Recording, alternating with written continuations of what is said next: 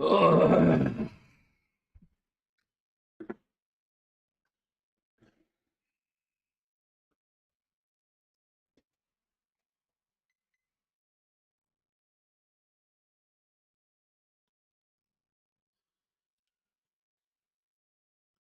Okay, Google, turn on air light on. Thank you.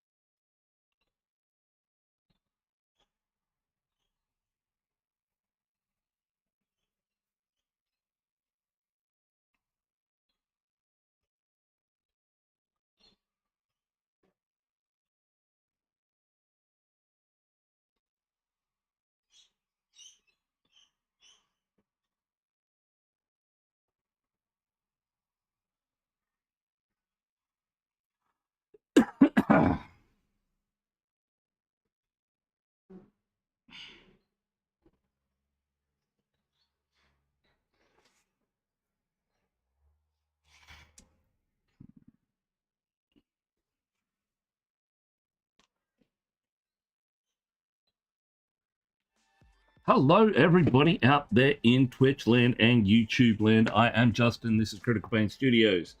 We are getting tanked.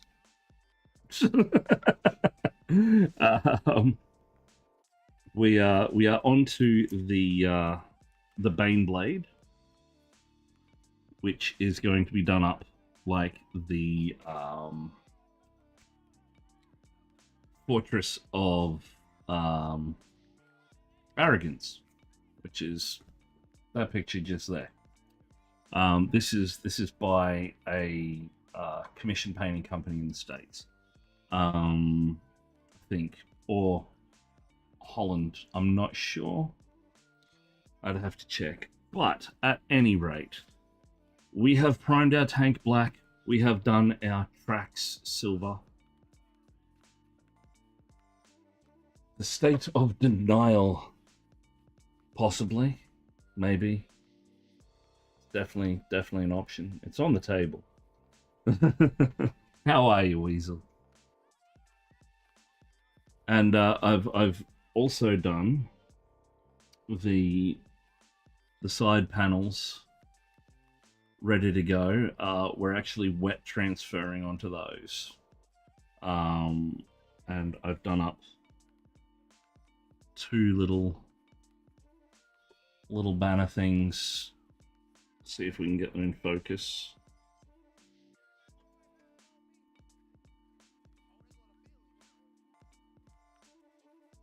So I've done those. I made those up in GIMP earlier today, and those are on wet transfer paper. You've been up since 1 a.m. What have you been doing since 1 a.m.? Seems excessive, says the guy who commonly gets bouts of insomnia. I am not gonna lie. I run around like a chook shot in the forehead who doesn't know which way is up. It's called working at the. Oh right. Are you at which airport are you at? Are you're Brisbane based, aren't you? You're at Brisbane International or Brisbane National Airport.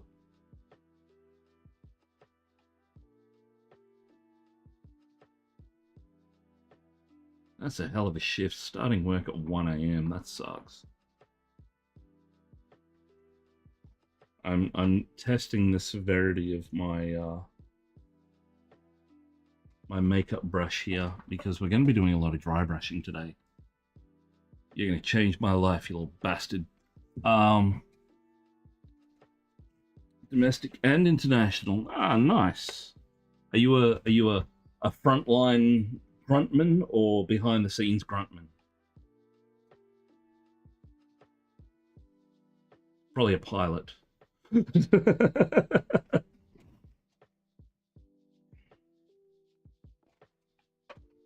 I used to know a few people that worked. Oh, we got an ad break. Used to know a couple of people that worked out the airport many years ago.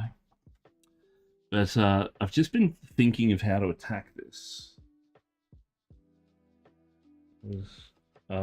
Through day there. One tank is done. Another tank is there. Yep. We're getting tanked on stream this evening. So much so, I've got some of that Fable Dry whiskey and Coke in the corner. Because it's been a day and I needed a drink.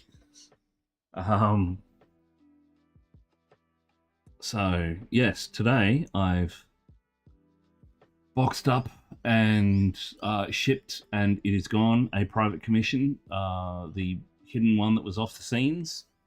I don't know if and when I can post photos of that one. I haven't got permission to as yet.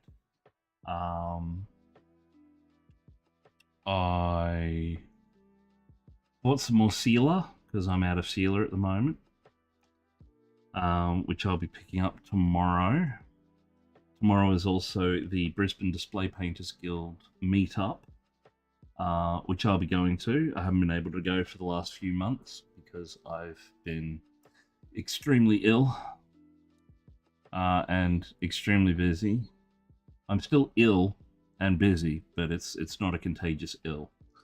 So I'll be doing that tomorrow. I'll be going to pick up those paints tomorrow. What else is going on? I made up these transfer thingies for this tank. Found some free vector art of some skulls and some free vector art of some tattooist ribbon, and did the two panels that you can see on the side of the picture over here that has Fortress of Arrogance across two panels, but because this loadout is different, I should say, the panels will go as single panels, and they'll be at the very front of the tank just here. So I've got one for each side. I've done the water slide decals for that artwork, so it's ready to put on. Depending on how things roll, we might get that done today. What else? What else have I been doing? Oh yes, I wrote an email to Anycubic just to see if they've got any sweet deals for content creators. Hopefully. Because if this printer's going to do what I think it's going to do, it's going to save my life. But it's also going to have the options for affiliate and sort of promotional marketing and stuff.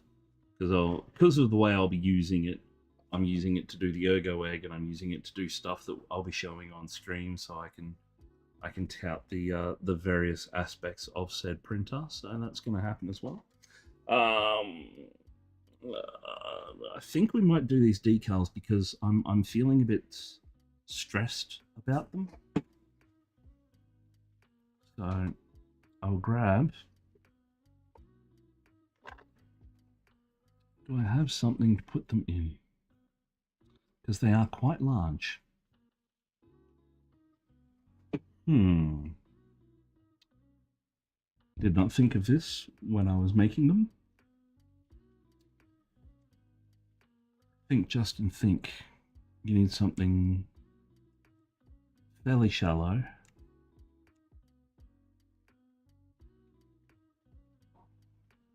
Actually.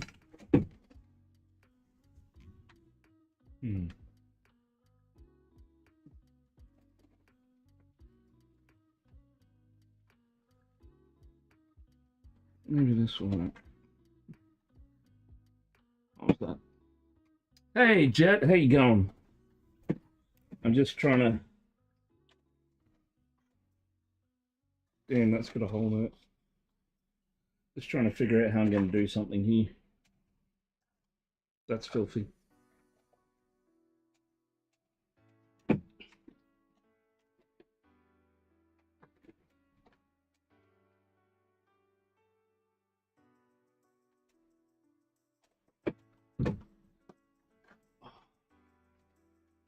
That will work. I am okay. Oh, hello. Everybody's popping in tonight. Now, I'm hoping this will work.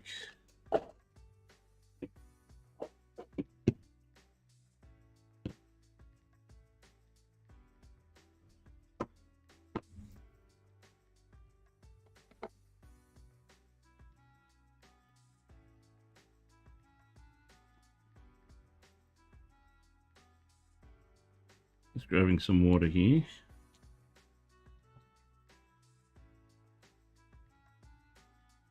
That should hopefully be enough. Yeah.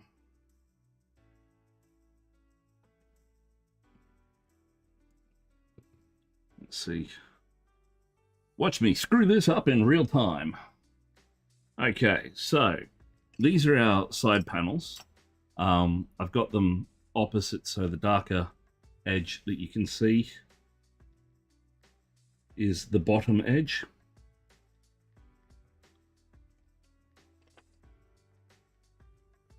And we're going to attempt...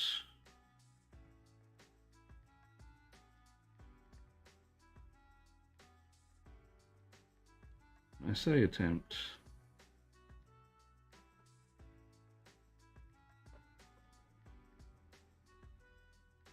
Might need some more water in there.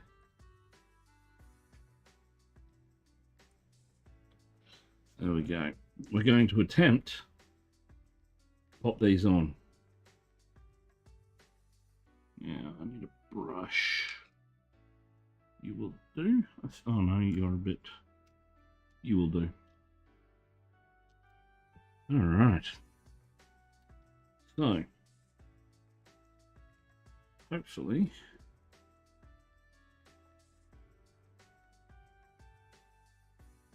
that should be enough.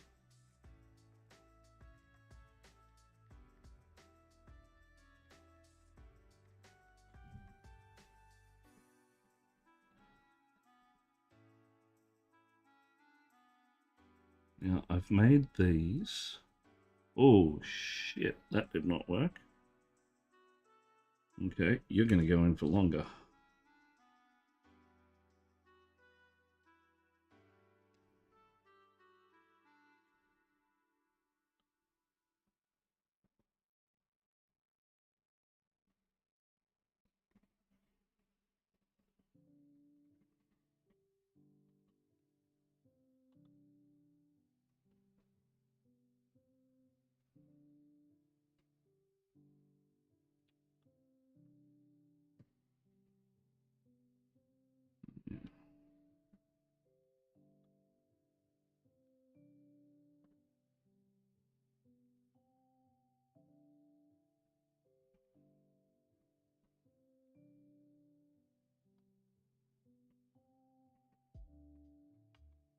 Unfortunately, this transfer paper is just a wee bit janky.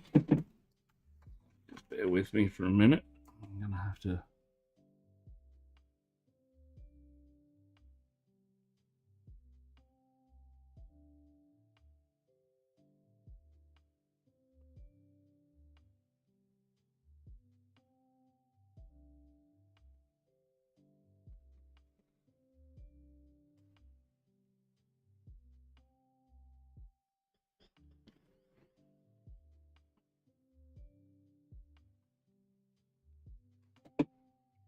hoping and praying. No, that's just destroyed it. Damn it. Alright. Try some different water. I think it might have been the chemical in that. Just hang on 2 seconds.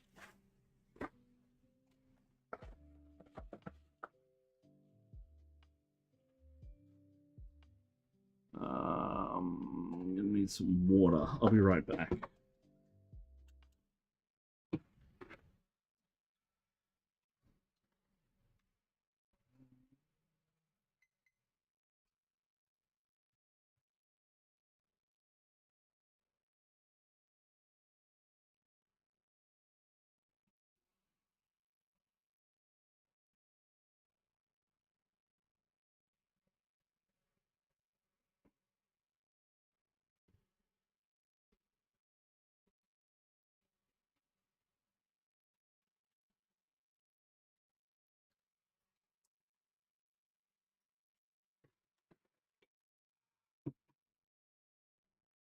All right, sorry about that. We may only get one of these done.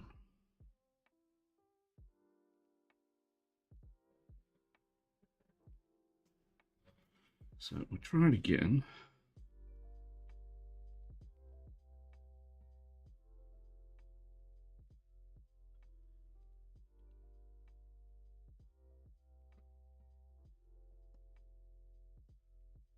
I think the problem may have been due to the water that I used has some additives to it.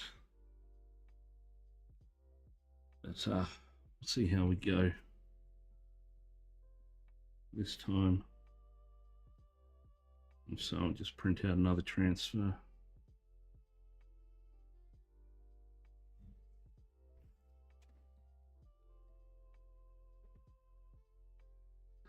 No, it's...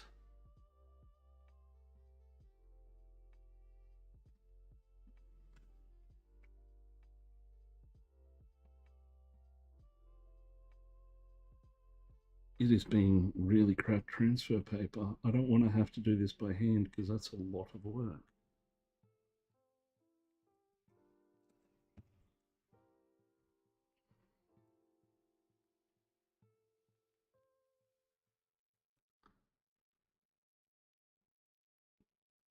No, it's just peeling off.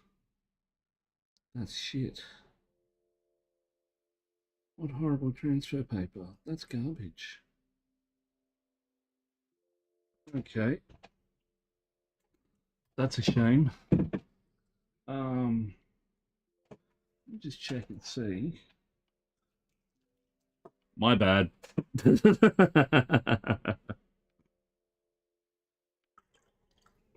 I'm like, this is reacting like it would for an inkjet printer. It's because it is for an inkjet printer, you dummy. So, we're not doing those decals tonight. It's still stuck to my thumb. We're not doing those decals because I'm going to have to get them printed out on the downstairs printer, and that requires a wee bit of effort. So, we're not doing this.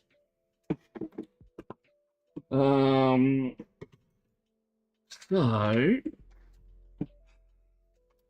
moving on to our tank, we're going to, because this tank is predominantly black, and we've already got a black tank, you can see all the line work and everything done fairly brightly. That's most likely using like a lead belcher or something along those lines, which we're doing the same. But I'm going to very, very lightly dry brush the entire tank first in this black metal. And this black metal will give us a slight reflective surface that will break up the monotony of the black.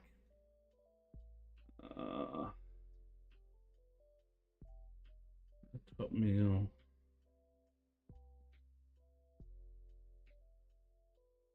Secondary minor infection started Monday night, back on the meds. On Monday and Tuesday. You've been sick, Carl.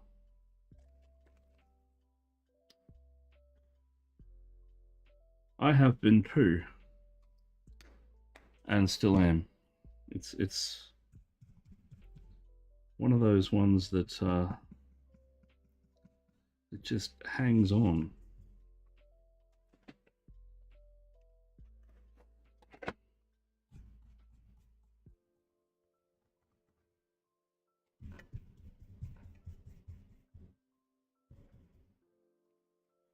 This is the only downside with using brushes this size, is they hold a hell of a lot of water.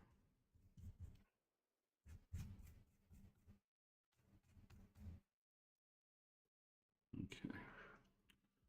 So just liberally applying pretty much everywhere. Then we're going to darken it down with a black wash.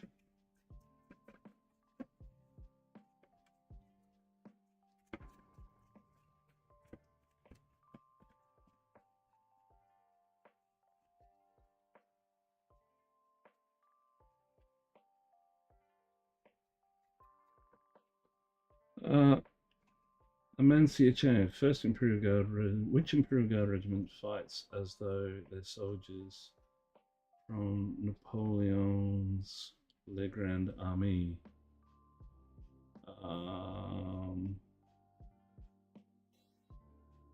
Oh, that's right, you did too. I remember you saying something about that. As for the army, I would probably, only because I currently have a commission for them. They are next on the table. But I would say Krieg. Krieg would be your closest. And is Savets here? Savets is actually the person I'm doing the commission for. So if you have a look on either my Instagram or my website, you will see I want to own Mordians. The Mordians do sound cool. I take it you've read you've recently read the Dawn of Fire series.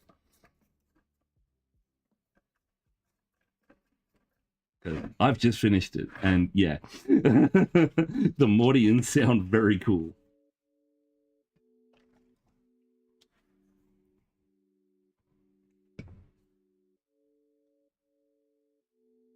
Ah, okay. Black Library series called The Dawn of Fire. It's about the beginnings and the Indomitus Crusade. It's about 9 books. The Mordians sort of... No, actually, the Mordians appear from the first book.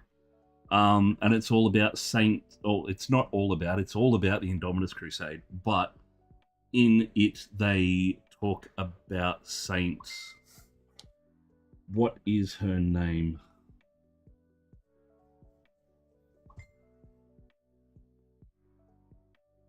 Hang on, I just need to answer this message.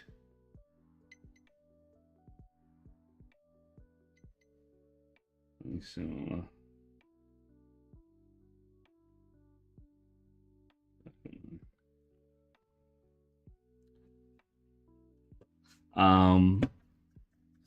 Saint, the Reluctant Saint. I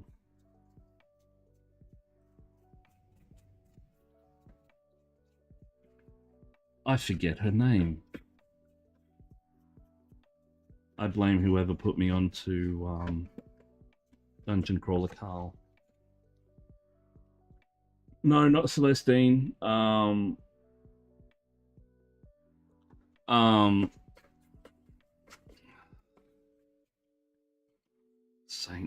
Saint.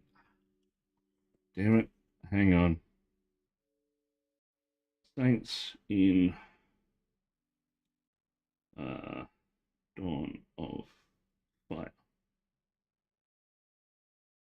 Magda Kesh. Saint Magda, or who becomes Saint Magda, is a Mordian sniper.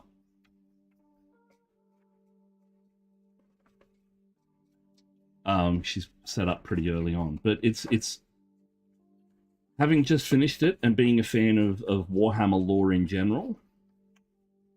Good series, very good series. I was actually put onto it by one of the members of the Brisbane Display Painters Guild who works at a Warhammer store, Zach Caliber. My wife is there right now picking up some paint for me.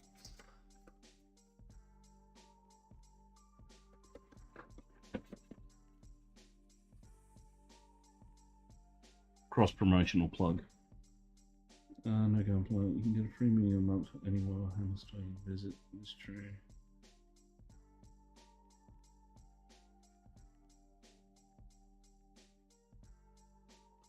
Oh, from Southeast Asia. Ah. Well, I have a gunpla. I have a what is it? GF1301NJ Shining Gundam sitting there, waiting to roll when I get enough time. But yeah, that series is the Dawn of Fire series. And spoilers, everybody dies. No, I'm kidding.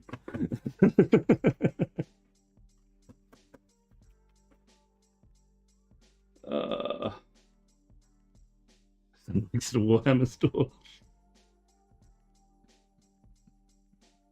You'd probably be taking hella advantage of that staff discount.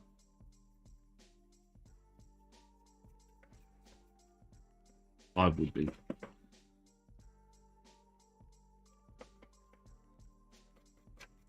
Congratulations on your new job at Warhammer. Instantly pops up in my head the meme from the tiger thing. I will never recover financially from this.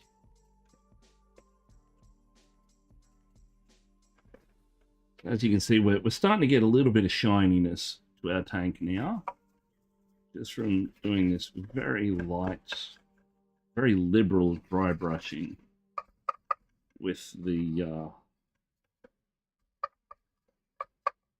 Vallejo metallic black, or black metal, I think it's actually referred to. And this will give us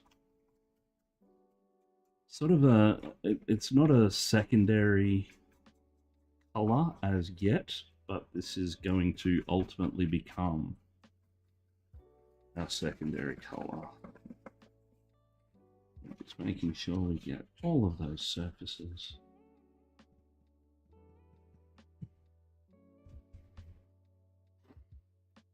Can he be my friend?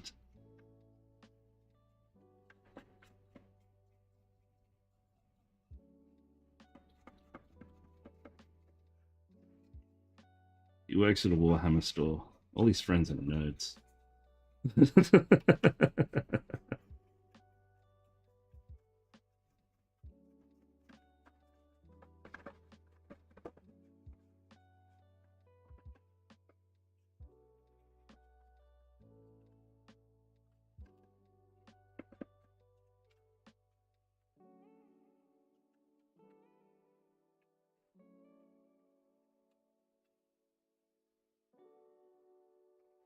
Nooks and crannies. Crannies and nooks.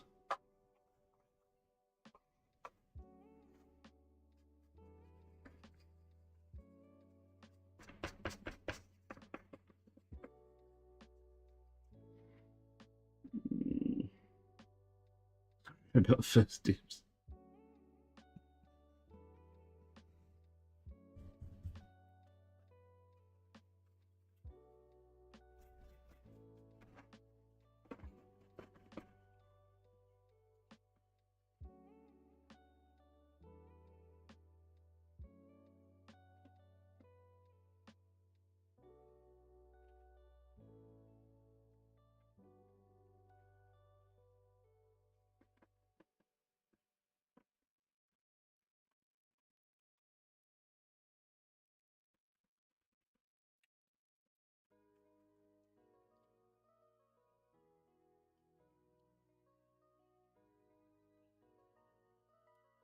Good liberal dry brushing never hurt anybody.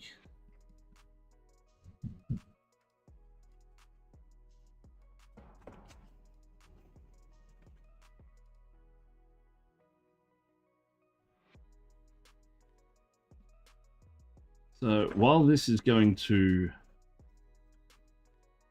ultimately resemble the Fortress of Arrogance, not actually spec'd out to be like the Fortress of Arrogance.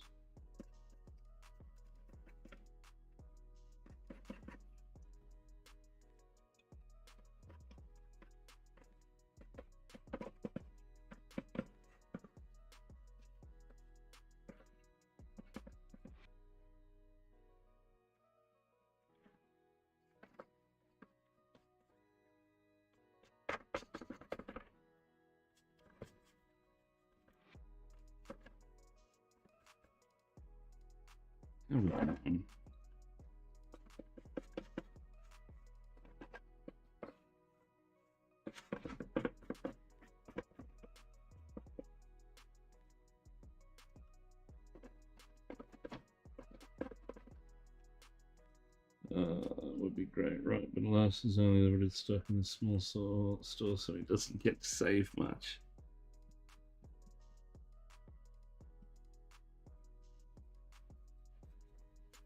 Ah, well.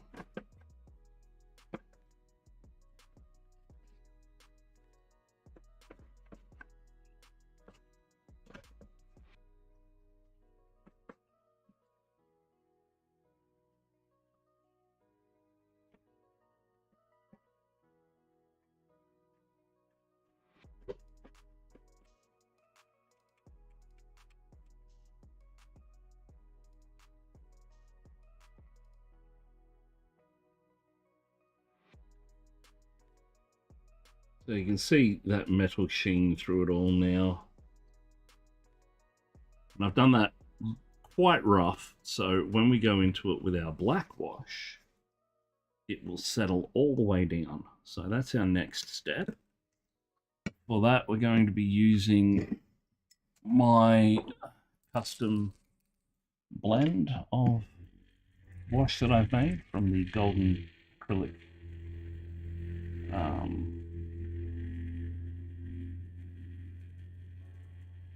tubes, just because that carbon black is extremely opaque and it's very, very smooth, the pigment in it.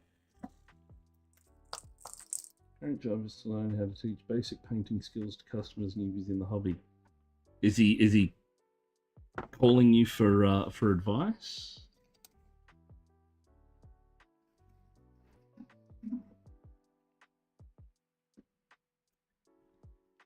Like, Mom, I need to do an edge highlight, but I need it to be gradiented. Oh, easy.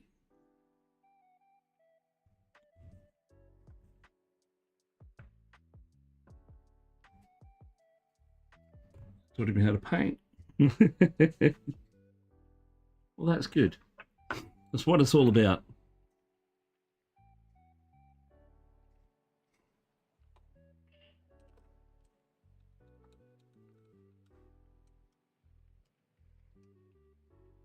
All right.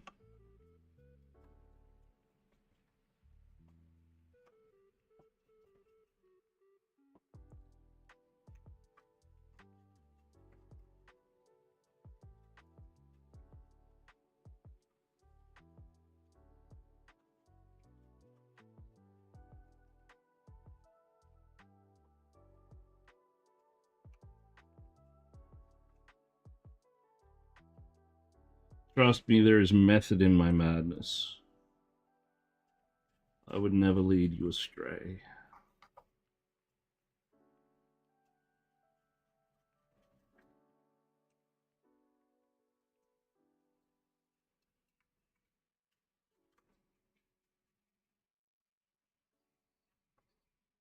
That should be enough for our first section.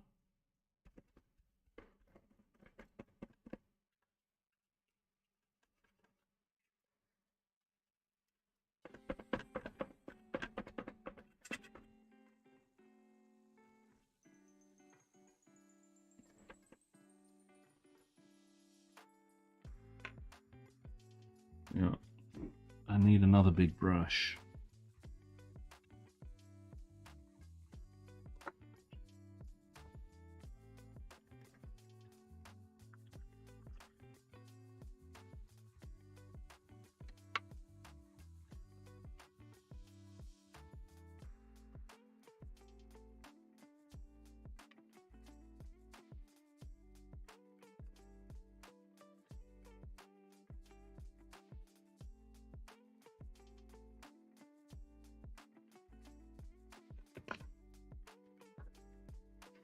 No problem. Thanks for dropping in to say hi.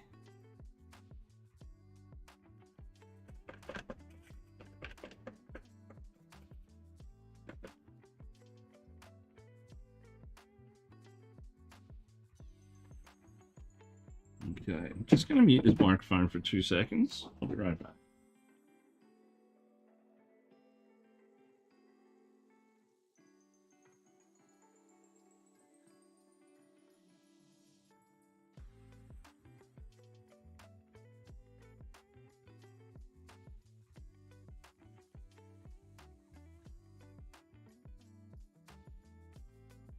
Okay. Now, I'm just going to go on a downward motion now with that same black wash.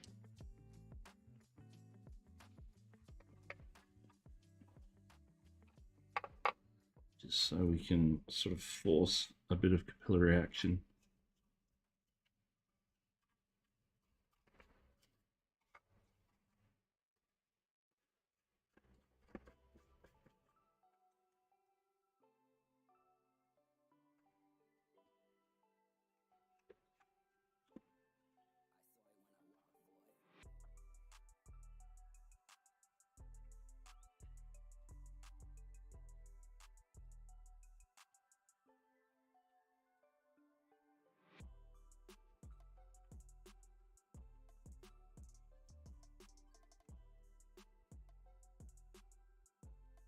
And another dry, I'll be right back.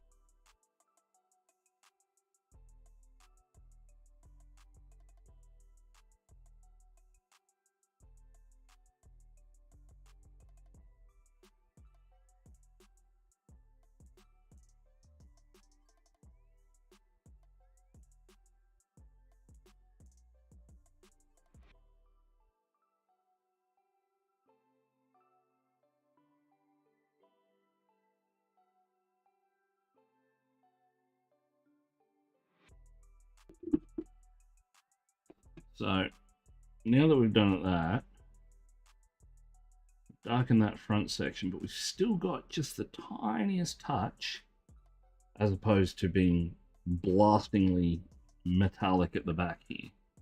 So we're just going to continue round the rest of our model now with that.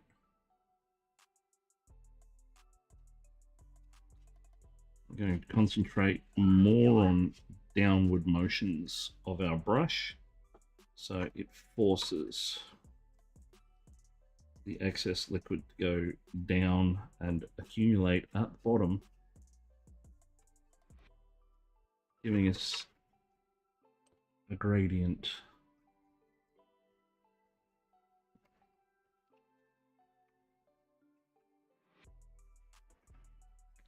which will soften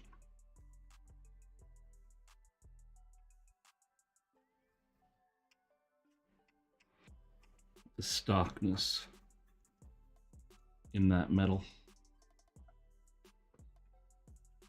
And then when we apply our edge highlighting later on, it will have a bit more of an impacting effect.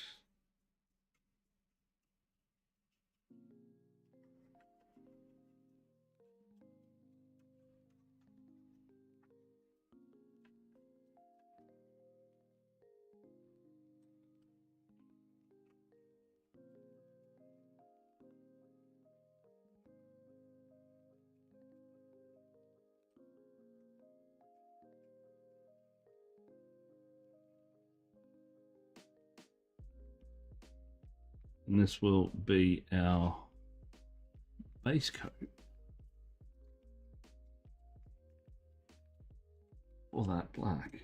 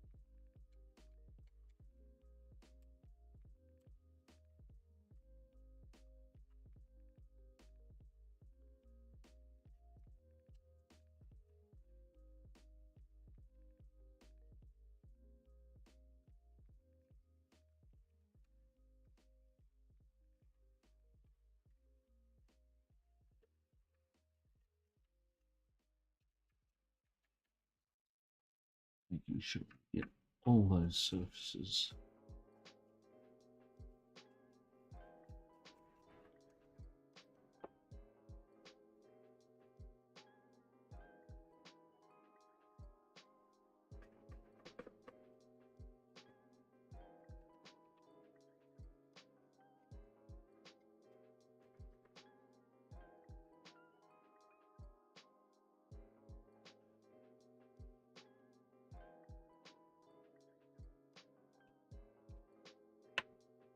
Okay, I'm going to give this a dry.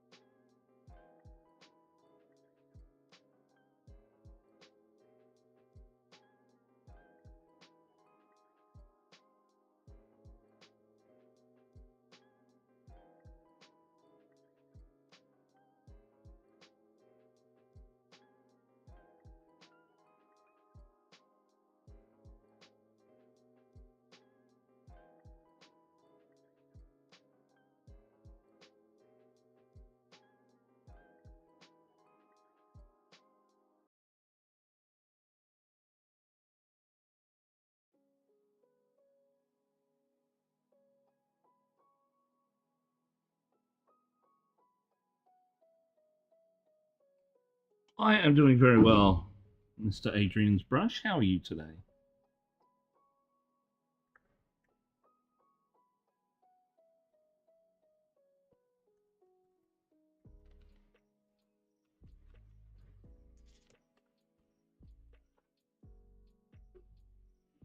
We're getting tanky. Getting tanked.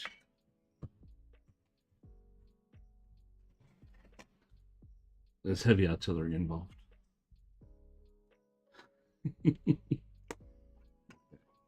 We've expended that because we've gone in with a dry brush, so we'll get some more.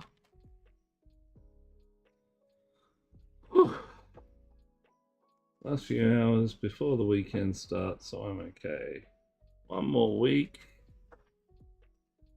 Just one more week for vacation. Oh, nice. Planning on going anywhere cool?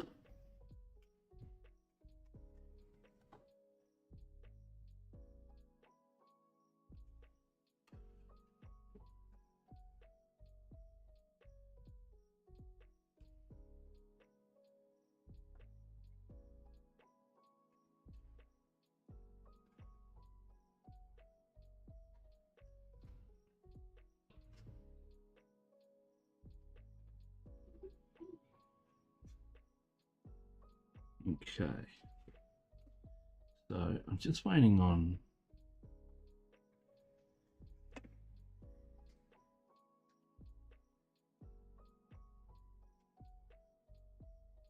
just having a look here. What have we got?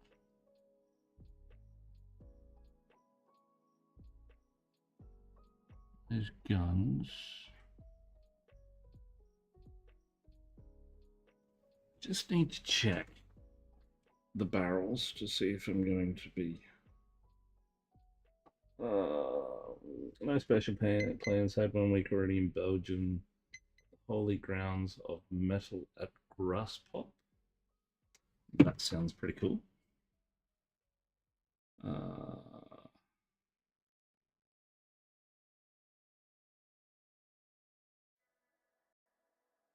Okay, now do I still have, yes.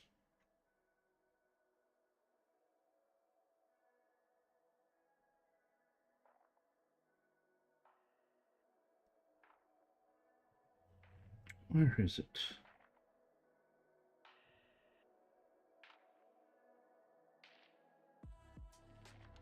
This one, is it? The lady has 2 photo shoots planned, so I'll be joining to travel, but nothing else yet. Photo shoots? Do tell? Is she a model or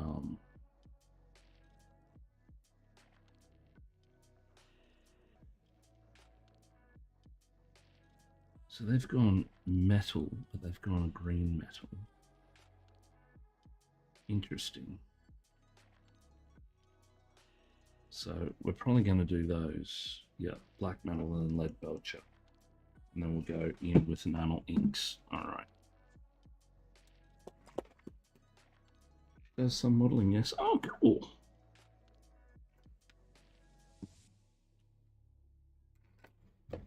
Whoops. Oh.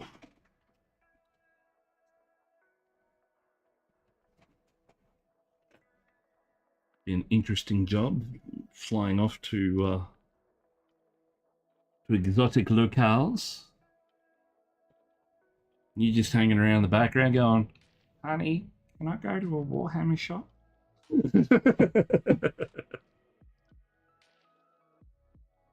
No, you're not like that.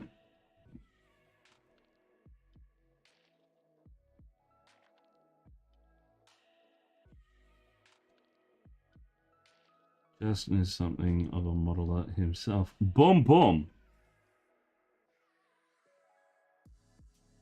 Hello, supervisor. How are you?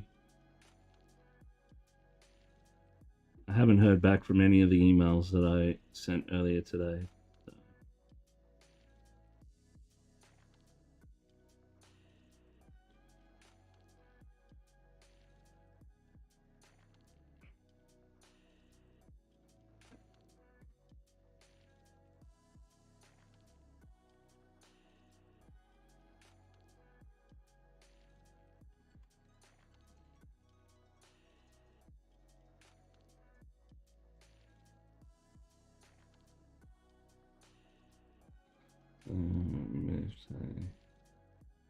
Gave you a free ad if needed. Thank you so much.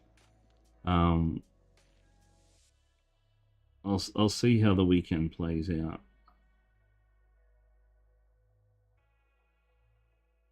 There's not much I can do about it in the next couple of days anyway, so may as well just let it roll.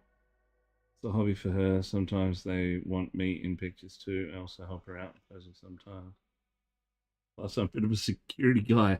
Nice. I'm not going to ask what kind of photography because that's just too lowbrow. I'm something of a all right, Willem, settle down.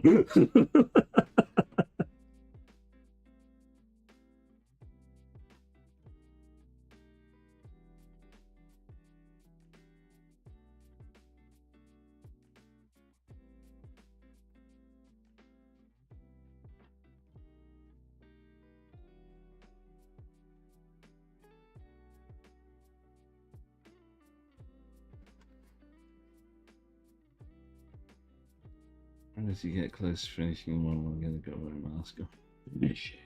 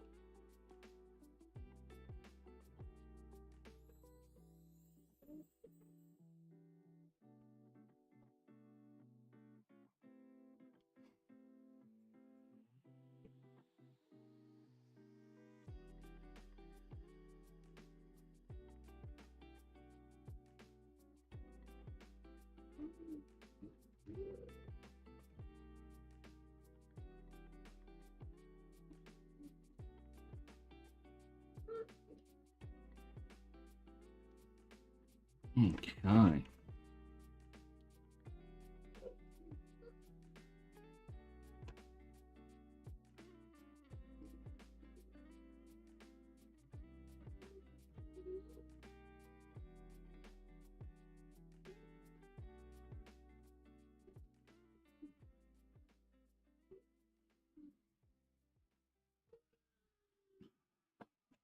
don't know what my son's doing, but he's making the oddest noises.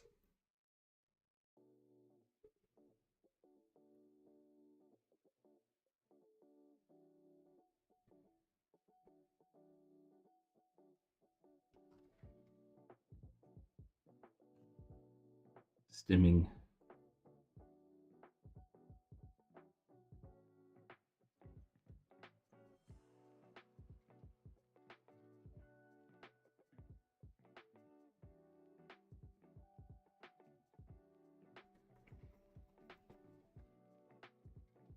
Time to do something I don't like doing. Basing 30 plus models. Had fun painting them, but now for the tedious work, yeah. I got a big commission in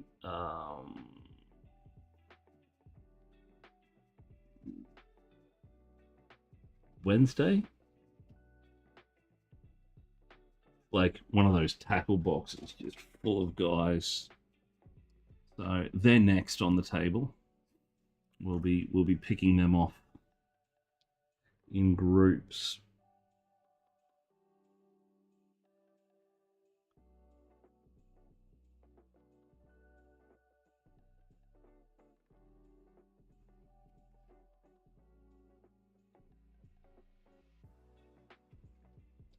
It's a couple of light infantry, horseback infantry, a couple of hero units, all sorts of stuff. So enough to keep us occupied, which is good.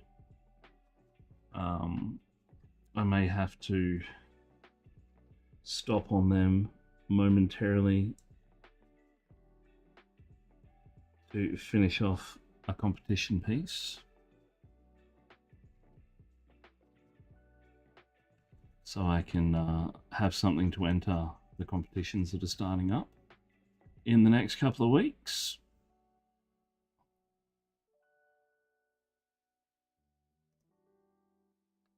Hopefully I will have heard back by then and getting this printer sorted out.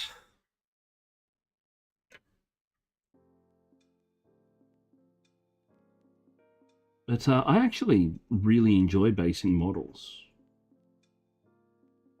It allows unbridled creativity. Question for you. If I order a pizza and the idiot kids across the road play in the street and the poor delivery girl almost hits them when they run in the road suddenly, am I putting the parents on? Absolutely. Oh no, you're no, completely justified. Like, it's not a playground, it's a street. Cars go on it. That means they have right of way. Mainly because they're a lot larger than you are, they're made of metal, and they move really, really quickly.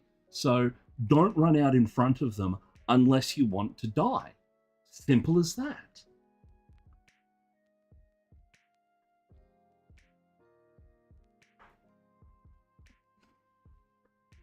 Good, because poor girl is shaking up. She's in my kitchen right now. We're having dinner.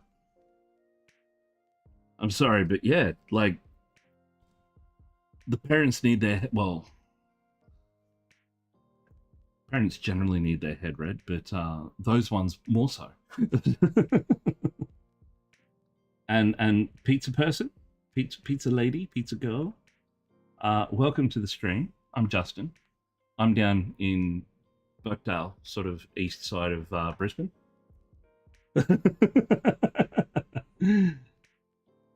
Well, I thought if you're responding here and this person is in your kitchen, you wouldn't be the kind of person that's rude and sort of leave them there while you're watching a stream. Told her you were a Berkey already. And I'm a Burke. I admit. Okay. I need to say this right now. I'm super excited. You're on TV right now, casted. Woo! I found that there's a guy in the UK called Jim will Paint It, who makes custom mash-up shirts. And you know me, I'm all for warped humor. One of my childhood favorite shows growing up was this thing called Trapdoor. Goes to show my age. It's a plasticine stop animation show about a little blue blob named Burke. I remember that. Yes, the claymation thing, exactly. Hello. Burke, feed me. That crossed with one of my other childhood loves, the Evil Dead Army of Darkness movie with Bruce Campbell as Ash. This shirt is the Evil Dead, but it's Burke done up as Bruce Campbell with the shotgun and the monster in the basement coming out of the trapdoor. I had to have it. It cost a little bit too much money, but I had to have it. So that will be appearing at some point on stream. I don't know when it's going to get here. It's still processing at the moment, but yeah, super excited. I just had to share it with everybody. Back to the painting. And now, for those who do remember it, they've got the song stuck in their head like I do.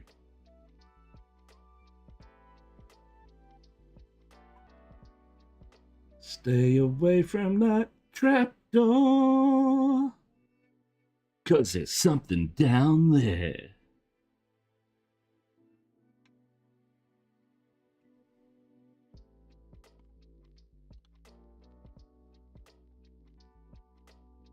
And the disembodied head that seems very Shakespearean, called Boney.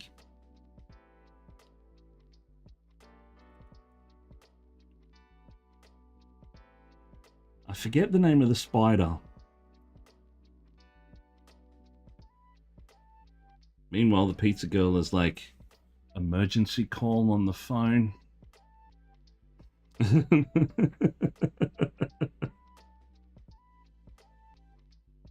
Dropped off a pizza and this guy's watching this freak paint a tank. Talking about an animation show from the 80s.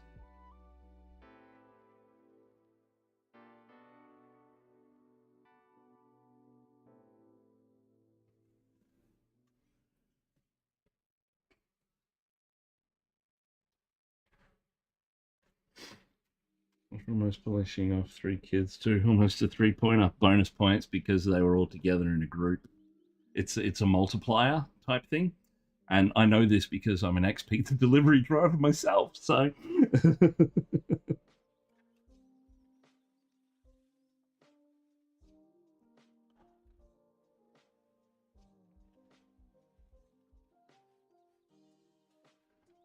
I still hold the record for fastest delivery in the Harvey Bay region to the remotest area that we delivered to. Normally it was like it was on the border of where we delivered to, so you could pay extra. I used to work for Domino's, and get your pizza delivered out further.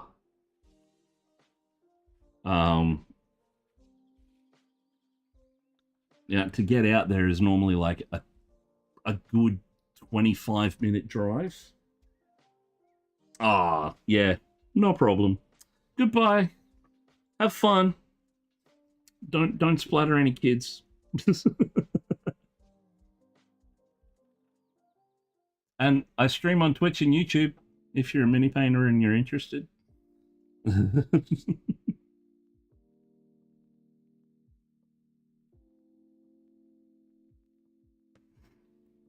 If you do make it look like an accident. Exactly. Absolutely. Honestly, Ossifer, they just jumped out of nowhere. Did you just call me Ossifer? Have you been drinking? No, Your Highness.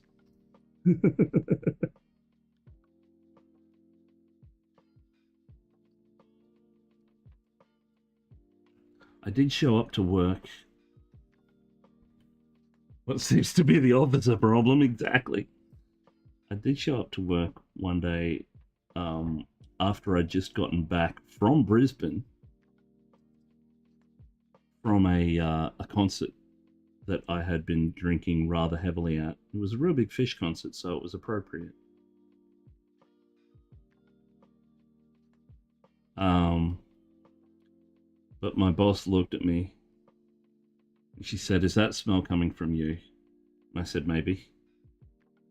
She said, "When did you stop drinking?" I said, "About 4 o'clock this morning."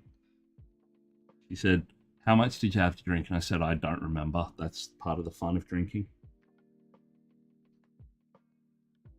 It was like 4:30 in the afternoon. I was still drunk and I'd driven home from Brisbane.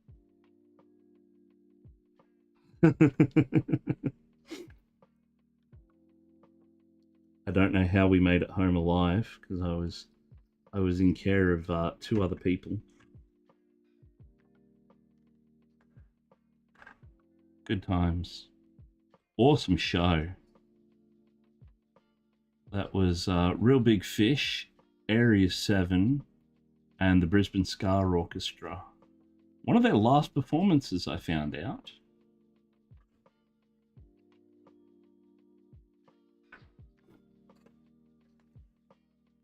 Only one problem, she has a girlfriend now. That's exactly right. I so want the current Warp Tour that's going around the States to come to Australia because it is the original lineup of Real Big Fish.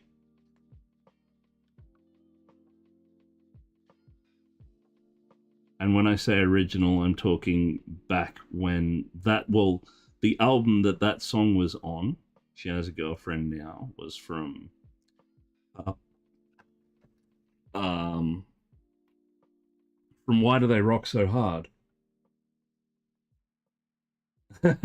They won't be. They won't be.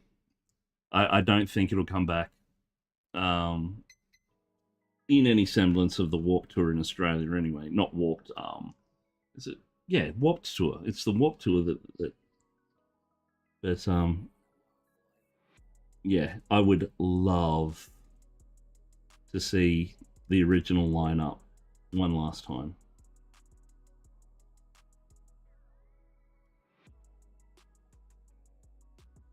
I missed out on Frank Turner and Bowling for Soup due to health and lack of money. Um, COVID made me miss out on Green Day, Weezer, Fall Out Boy, which would have been my first big stadium show, which I'm a wee bit miffed about, but COVID happened.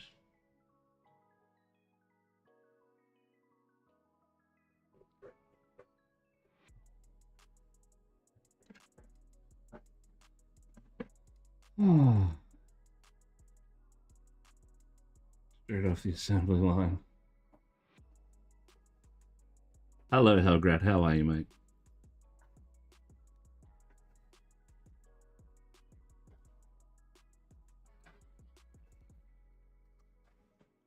This one's going to get mussied up as well.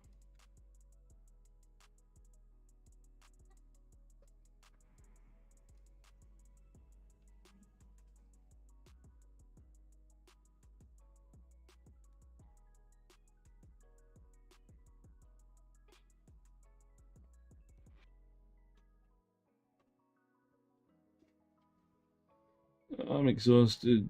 Spent the last 16 hours stress testing. What were you stress testing, mate?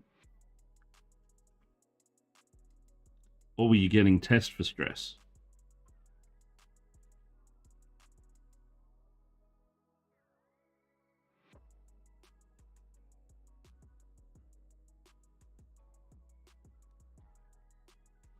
Because, yeah, 16 hours would be stressful.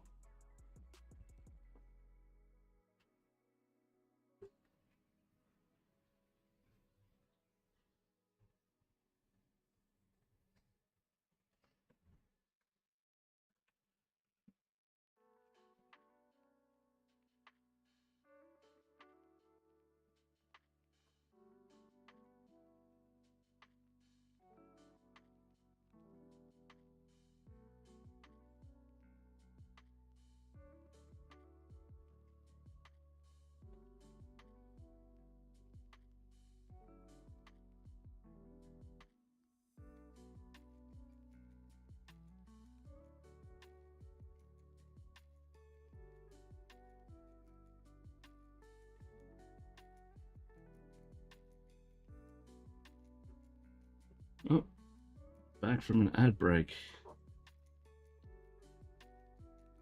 So if you didn't hear me, Hellgrat, what were you stress testing? Or were you getting stress tested?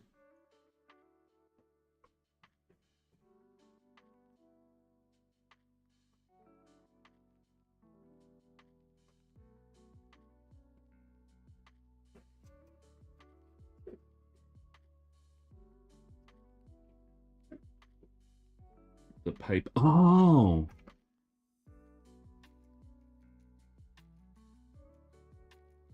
How does one stress test a research paper?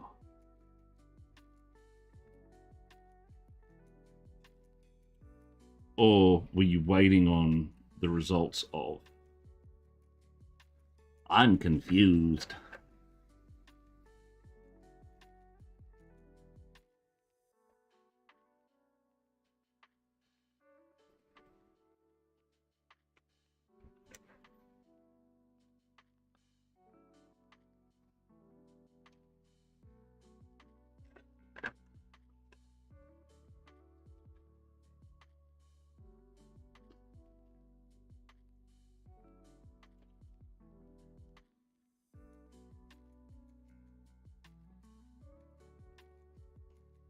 There we go.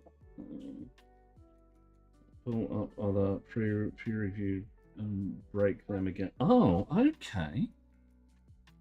Do stress testing on it every day. So far, it has failed. Oh, that's not good.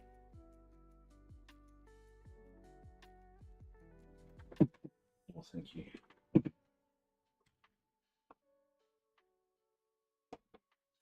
Bronze, retributor, lead belcher. Nice.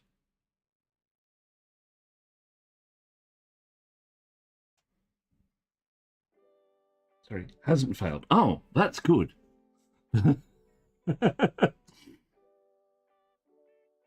like, I wouldn't be telling anybody. I'd just sort of like do the Homer thing, fading into the fading into the hedge. Research paper? I don't know what you're talking about. I've never heard of such nonsense.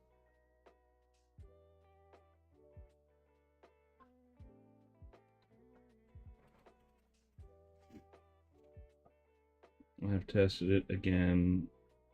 Nobel laureates and broken them too. Nice, dude.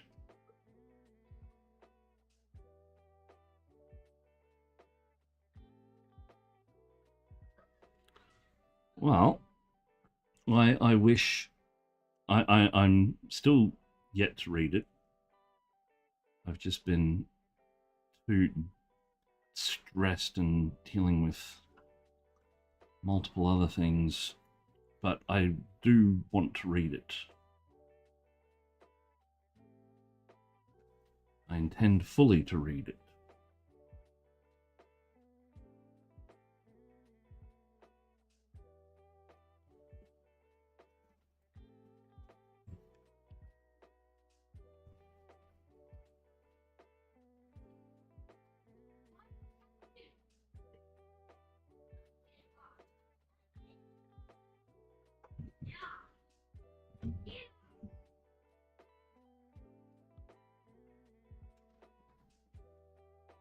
Ooh.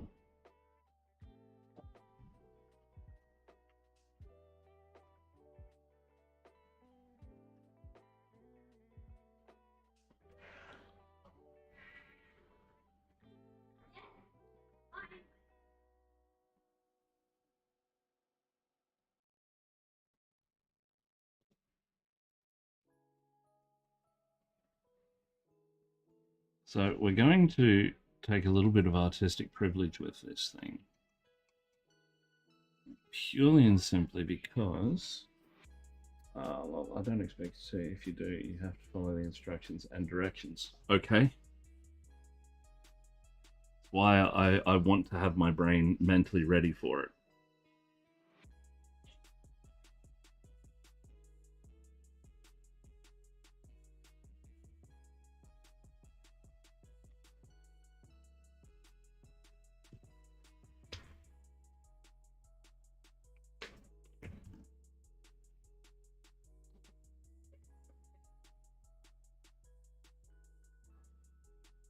suppose a very, very important question would be, do you think someone like me would be able to understand what's going on? I didn't even think to ask that.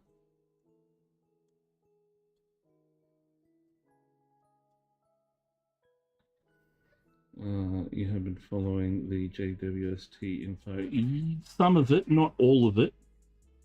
But yes. Any particular spot of that that I should be taking extra note of?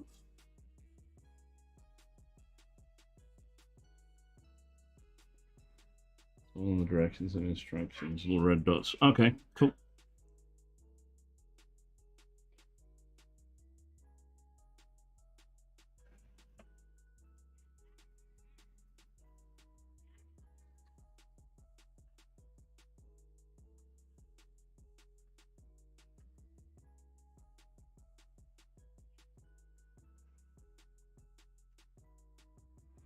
As I said, we're going to be taking little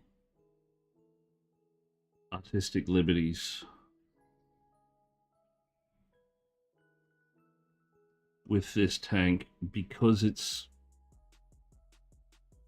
not the right spec out for the Fortress of Arrogance. So there's some elements of the design that aren't shown in the reference artwork. So we're going to extrapolate and sort of make it our own. Heard about the little red dots from JWST? No, not yet.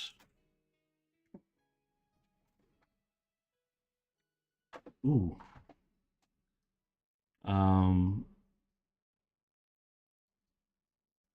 So I need to look up the little red dots referring to JWST. Okay, I shall do that first.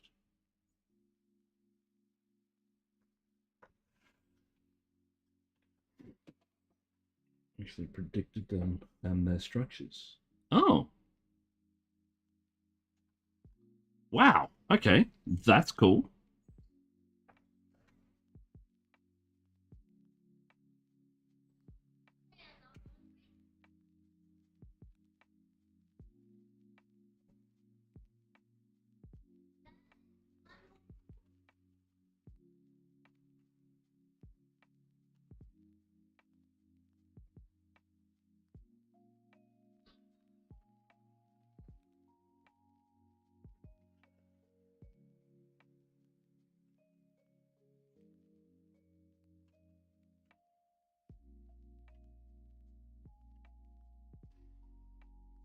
Especially I finished it a month earlier.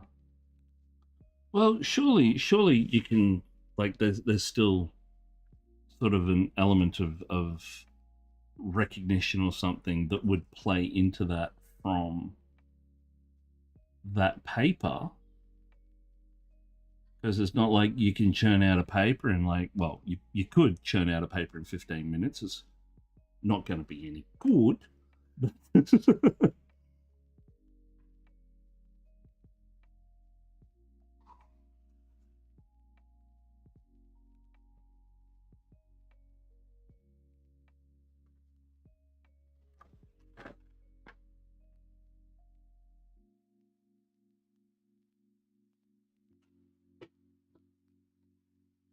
This fact actually is amazing. Well, that's, yeah, that is amazing. That's, congratulations.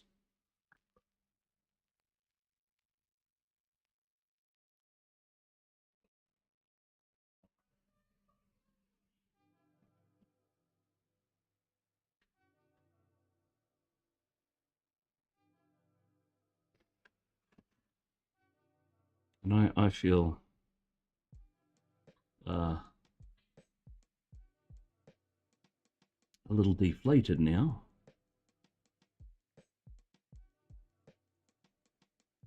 That there's someone like you kicking around the miniature painting community, And here's me painting miniatures and making painting handles. But it's not a competition. Or is it?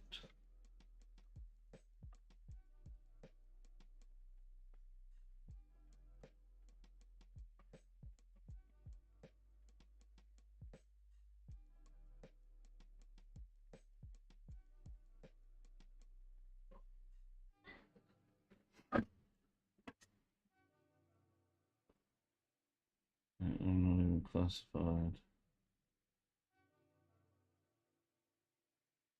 as a mature.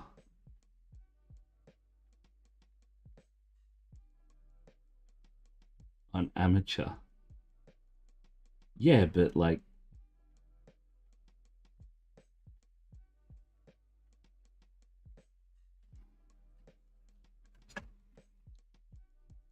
it's the whole sort of the cool factor and the geek factor, if you will.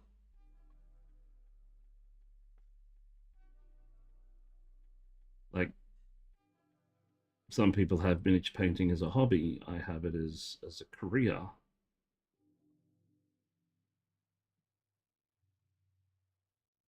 But even then, what you've been working on is like, does it have? Well, I'm assuming it does have real world ramifications, but without reading it, I don't know what those are as yet. Joe is peak fiction 69. This is a 40k mini. Welcome to the channel. This is the Baneblade, and this is the. Let's make sure I get the right one.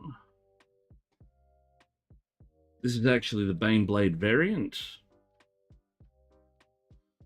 And we're doing this up like the Fortress of Arrogance, which is Commissar Yarrick's vehicle. It's wholly real world practical physics. Oh, nice. That is cool. Read this thing. I have to read this thing now. All right, so we have a delivery of paints. So we can get stuck into the rest of the details. Now, I just want to bring up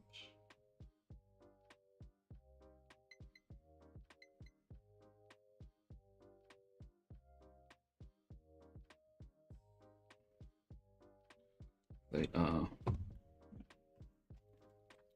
Now, I'm going to start off with Retributor armor, just because it's a really deep yellow gold. And then we're going to highlight that in a brighter gold in spots.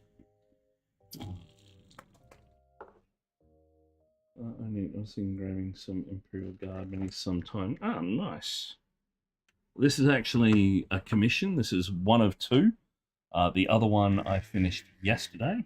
Well, I finished it today, but we did a majority of the finishing yesterday on screen. It's actually, if you go to Instagram at Critical Paint Studios 2026, you will see the latest post is of that one.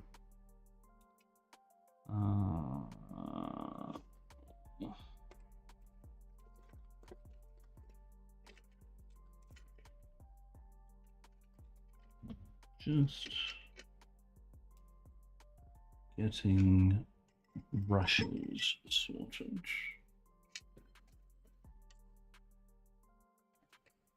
There we go.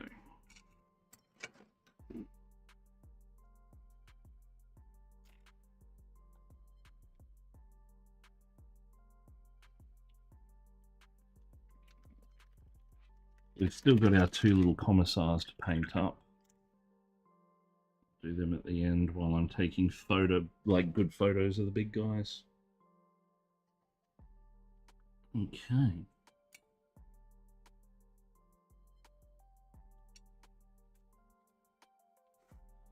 Jay, I forgot the shields on the mini, so I can postpone basing. Now I can prime the shields for the next 5 minutes instead.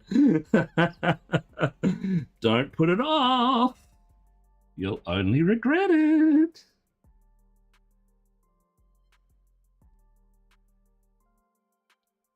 Embrace the basing. I do enjoy basing.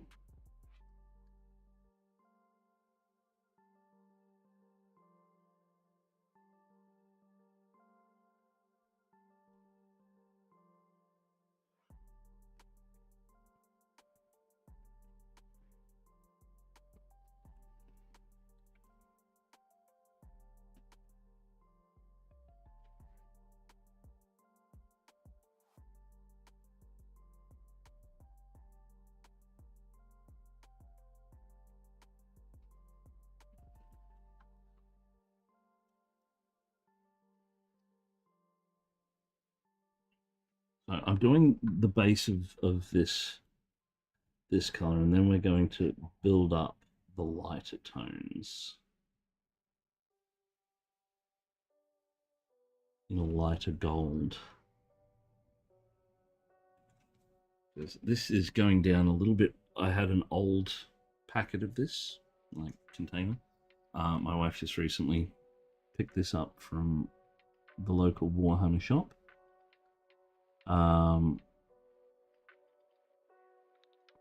And the one I had was a little bit washed out compared to this, so this may be the darker of the tone that I'm going for.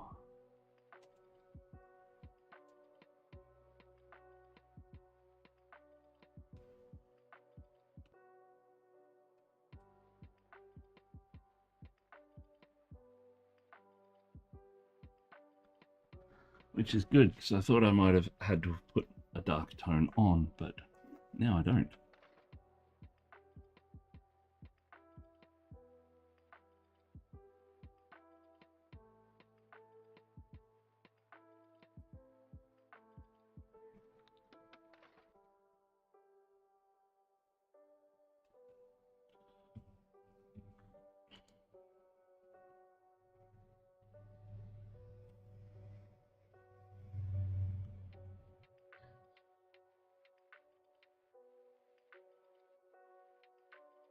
So we're probably going to pull this in 2 coats. Just to make sure we've got a really nice coverage on it.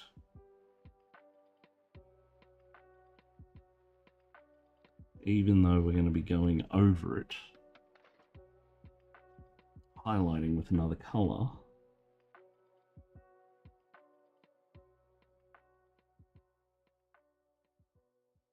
I still want this as an establishing color.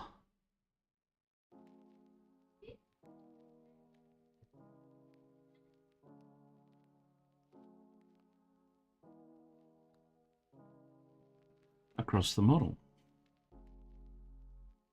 So yeah,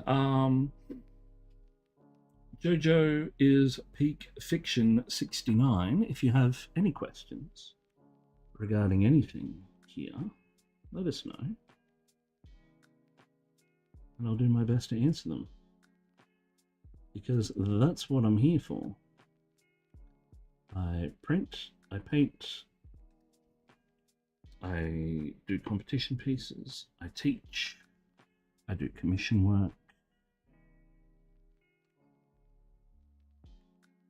and I make a mean margarita.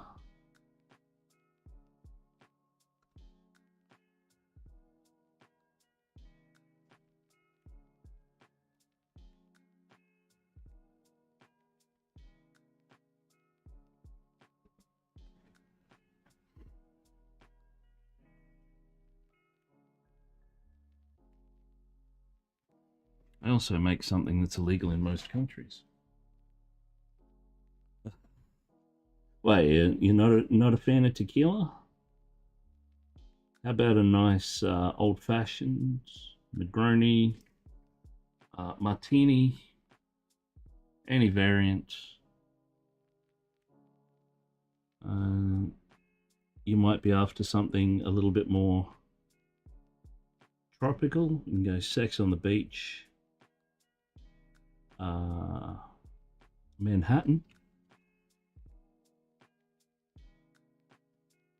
And it's been a while. I'd have to drag out the recipe, but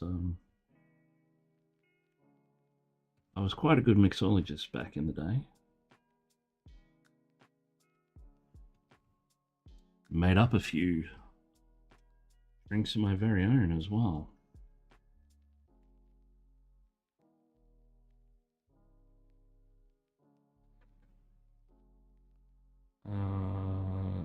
Can't drink. Class 4 once every 6 months is my limit. Make a recipe called the Pangalactic Gargle Blaster. You probably know what it is from.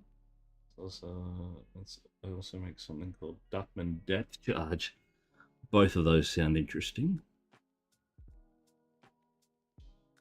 Are your drinks famous? Because one of mine is.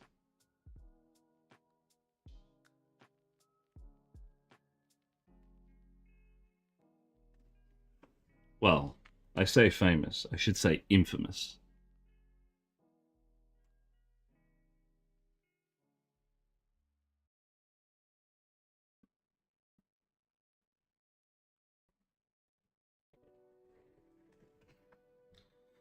One of mine is, but not for the reason you think.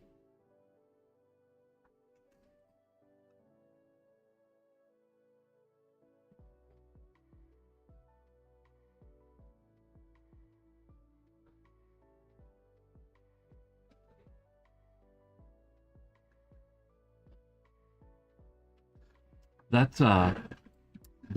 that phrase, not for the reason you think, has got to be the most double-edged sword of a phrase.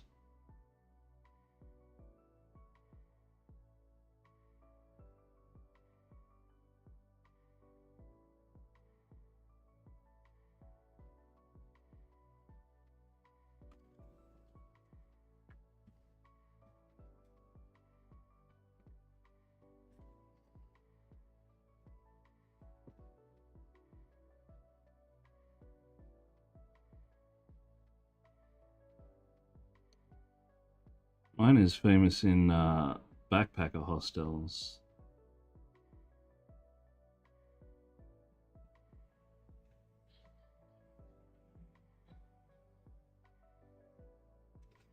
I know that it's famous because somebody sent me a picture of one on a menu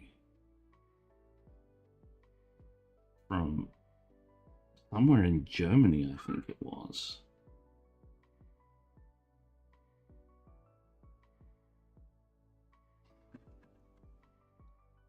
Mine's famous in Werribee Mercy Hospital. Yeah. Oh. That's a bit on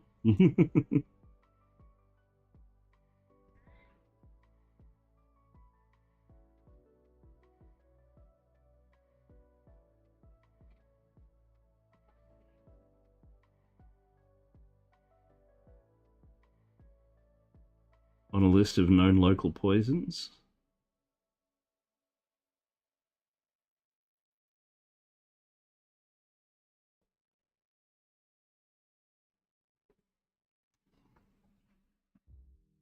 Oh, come on, I didn't write the paper for the reasons you think I did either. I don't like to brag for legal reasons.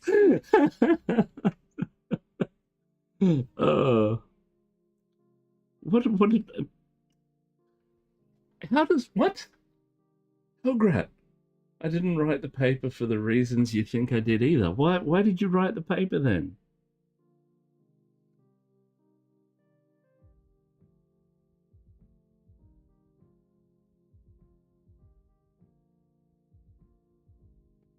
You did it for the chicks, didn't you?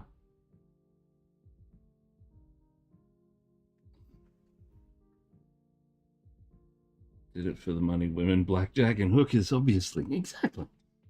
What we all do it for.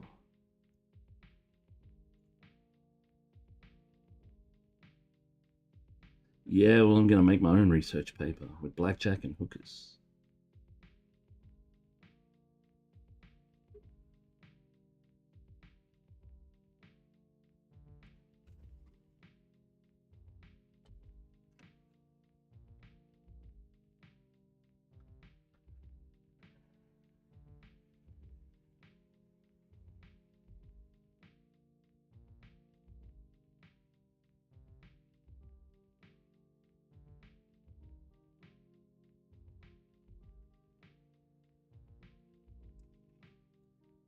Fortress of Arrogance, otherwise known as I Love God. I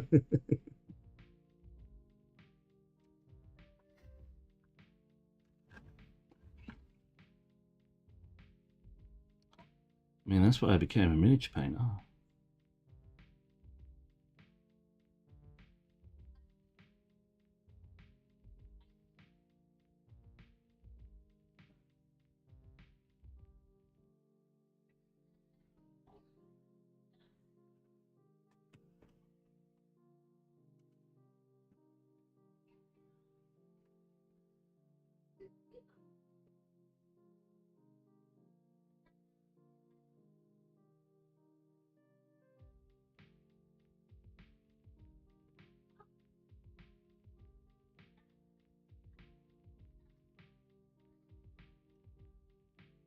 Notoriety, fame, and fat loot.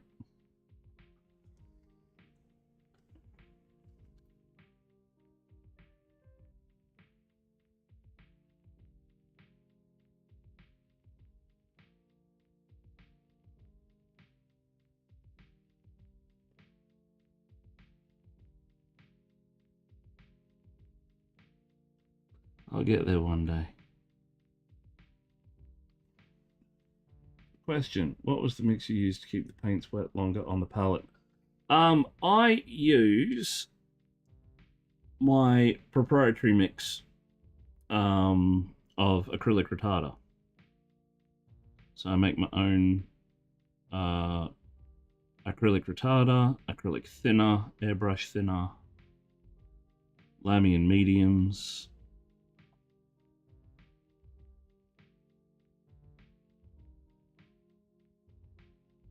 So depending on which one you want.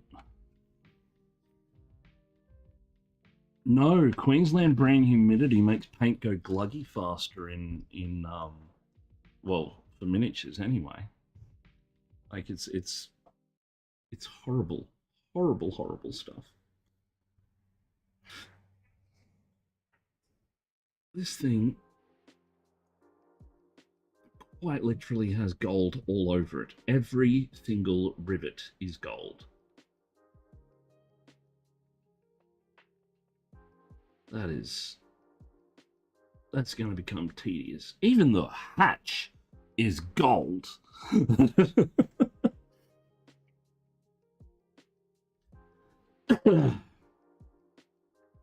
So yeah, like with the acrylic retarder mix that I use, it is made from, let me bring it up.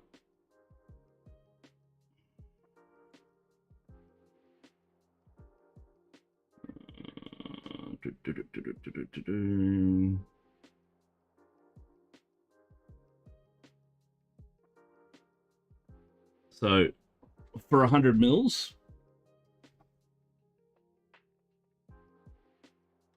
it dries up on my wet palette since it's hot and kind of humid at the moment. Hence the reason I make my own acrylic retarder.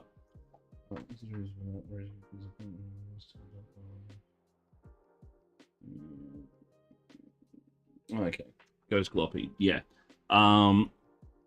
So propylene glycol is the main ingredient. Is the proper thing. Propylene glycol has an water absorption quality, and it's what I use primarily in the acrylic retarder. Works really well. Can last for a whole paint session, if not a couple of days, depending on the weather.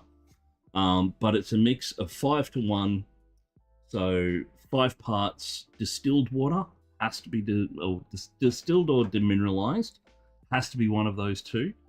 If not, it will go moldy and it will sort of cause spores and crap to happen if you leave it on a wet pallet.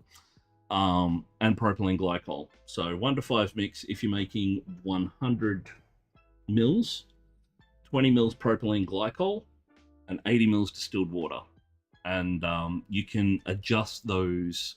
You can take it to 2 to 1. You can take it all the way to 10 to 1 if you want to as well.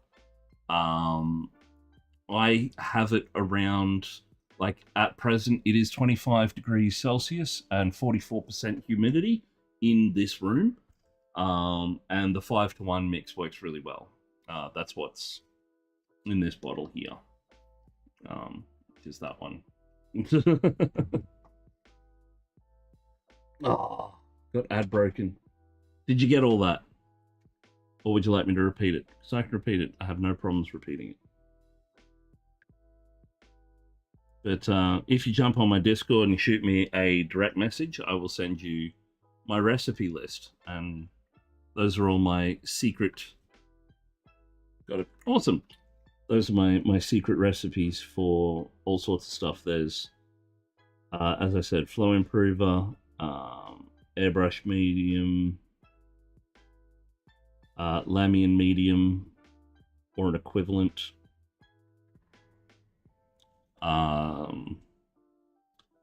As I find good recipes and I try them out and bench test them, I'll add them to the list. I should actually make a recipes tab in the Discord.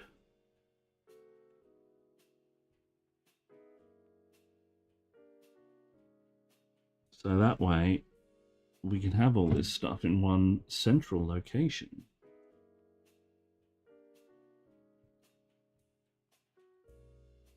So you tell your darkest, deepest secrets, Odelia, Olia. Oh, ooh la la, that sounds great. Well, we're still building the community on Discord.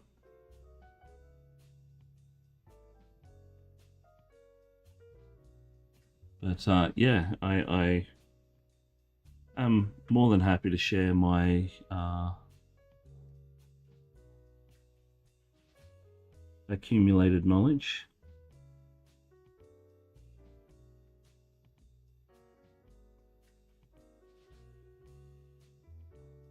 More the merrier.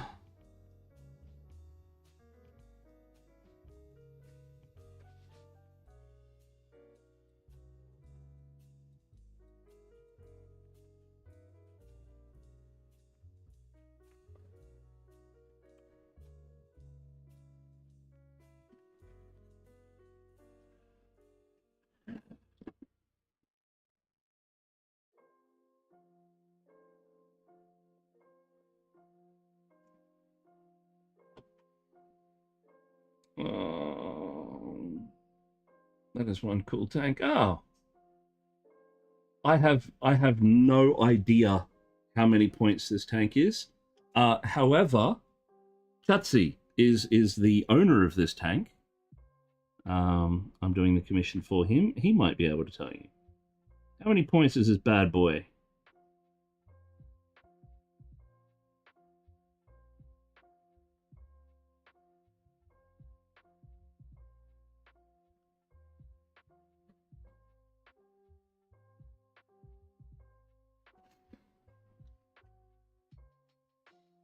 Points don't exist anymore, more or less. The idea is about in your edition, though. I don't. 480. Oh, it used to. So it would have been 480 points. So this is going to be based off, well, resembling the Fortress of Arrogance, which is the main whip of Commissar Yarrick, like when he's cruising around Lower Armageddon on the weekends. He's rolling this bad boy, spinning gold rims, that kind of thing. Jacuzzi in the back. Still want to do that.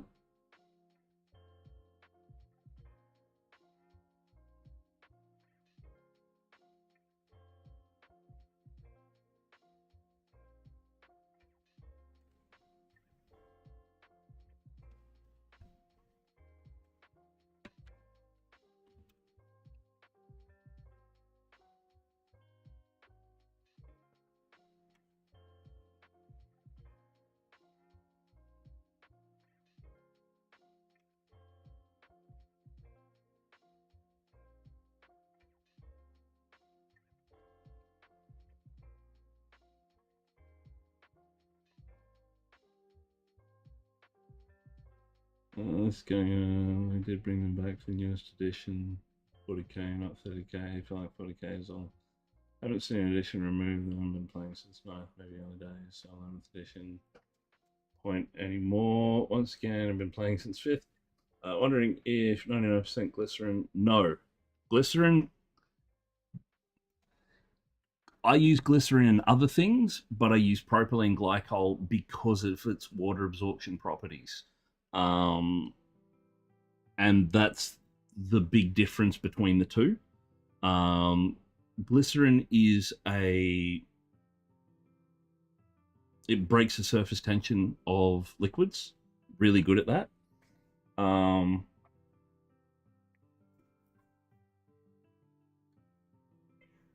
If glycerol will work. It's the same manner as propylene.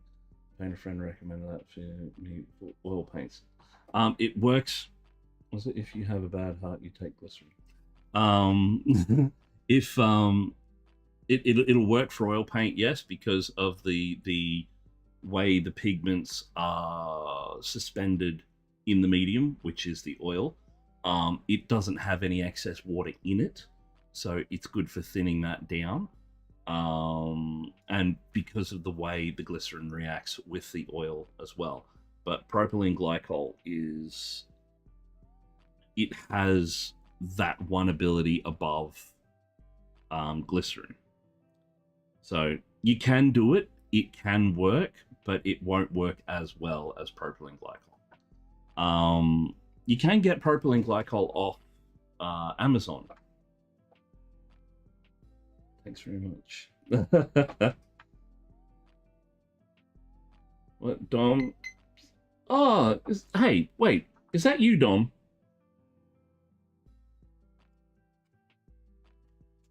Yeah, stuff happening everywhere. So, do you paint with oil or acrylic or just mix? I mainly acrylics. I dabble in oils, and I dabble in oils as an acrylic painter.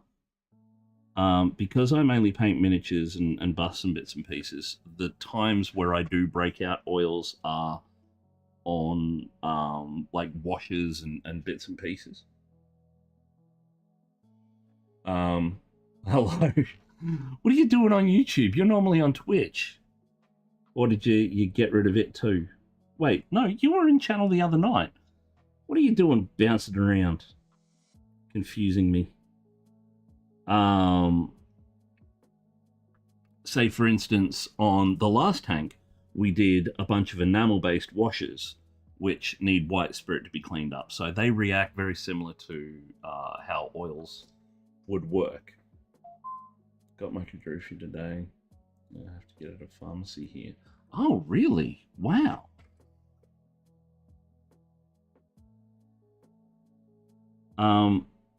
I got a 1.25 liter bottle, I think it was, and it has lasted me forever. Like, I bought it years ago. It comes in this like metal canister. You got your Kadrufi. Wait. You bought a Kadrufi and you didn't ask? Dude. I use a bit of everything. I mainly stick to stuff that I know. But on Warhammer stuff, there's certain looks that I want, so I'll go for Citadel range paint, as horrible as it is. But most of the time when I'm painting, depending on what I'm painting, is dependent very much on the paint that I use. My mainstays are Monument Hobbies Pro Acryl as a basing paint. And it's like I've got the range, all of this section here. You can probably see the caps on the bottles. That's all Pro Acryl.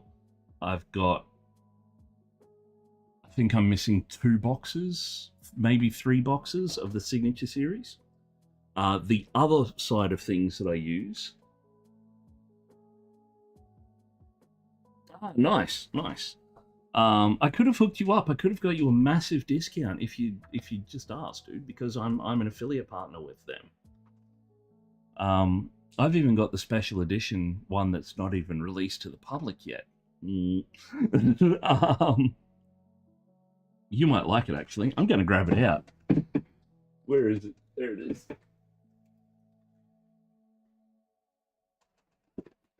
I am a bad paint hoarder. My other paint of preference is scale 75. So I'll do the base coating in Pro Acryl because it's got really good coverage. Some of the best coverage of any paint that I've come across.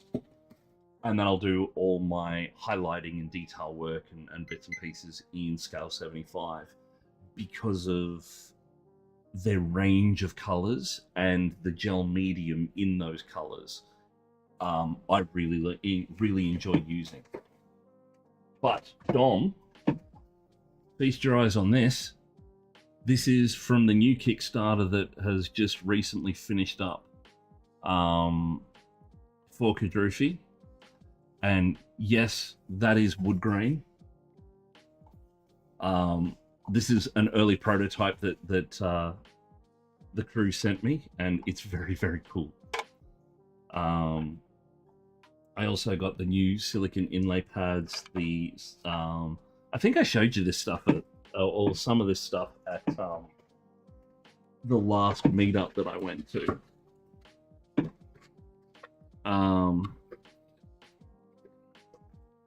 There.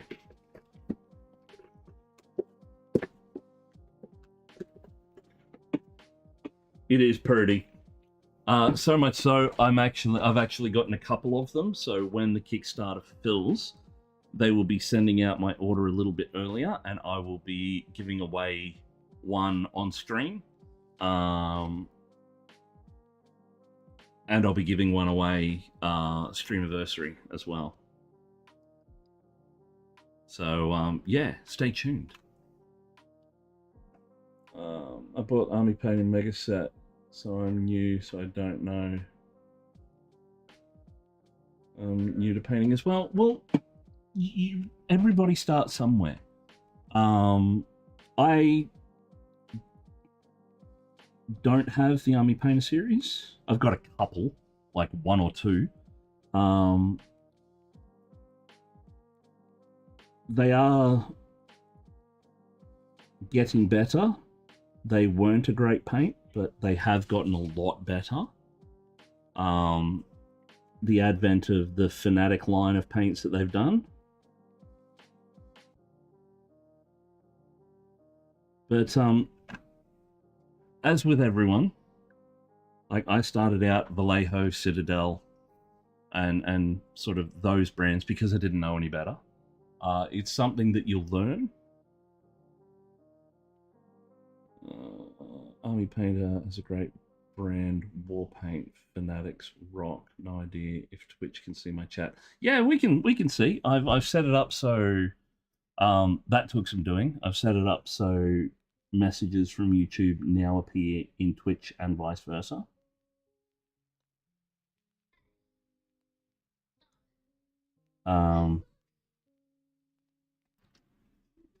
But yeah, you'll learn, you'll play, you'll experiment.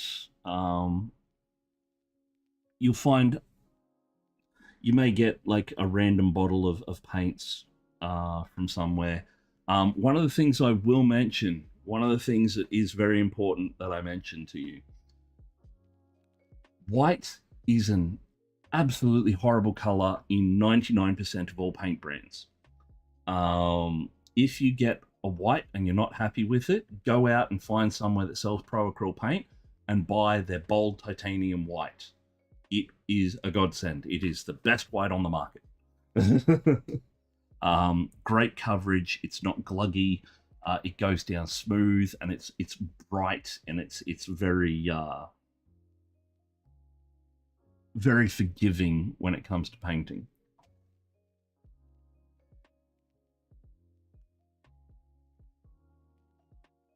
And black and sunny skin tone. Vallejo's black is good. I have found one better, Dom. No, not there. Is it this one? No, that's... Oops, I just dropped that on the floor. Golden. Artist Acrylics Carbon Black is hands down the best black I've ever seen. It is so black. I could think of a million racially inclined jokes, but I'm not going to say any of them. Like, it's very black.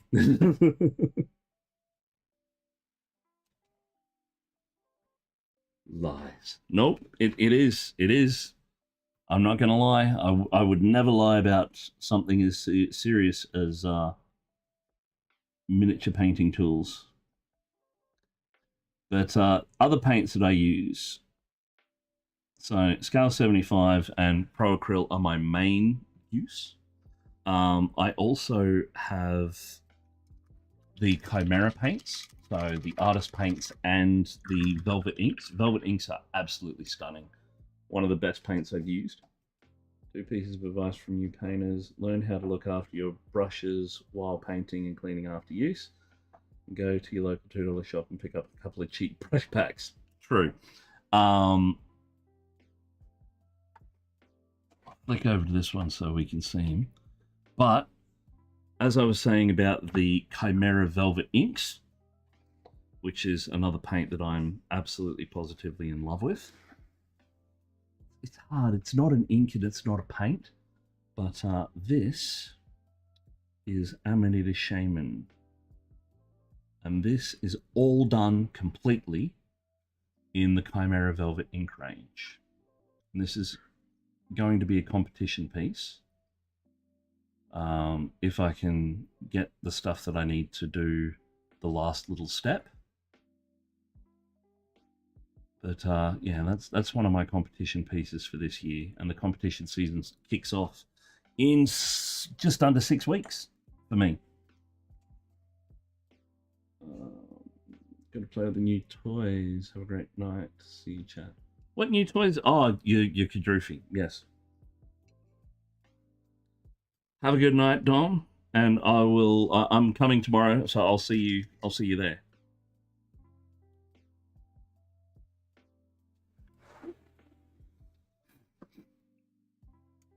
Yeah. Where are we going here? Just trying to keep an eye on what other bits. Oh yeah, that top section.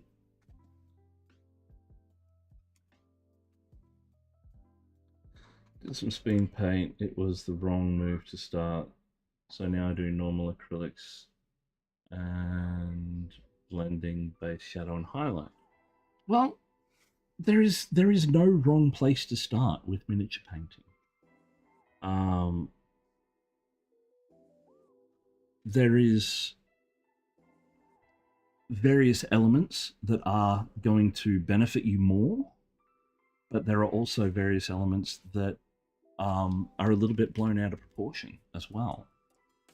One of those being the separation of saying that hang on, come on. No, that's not what I want. This.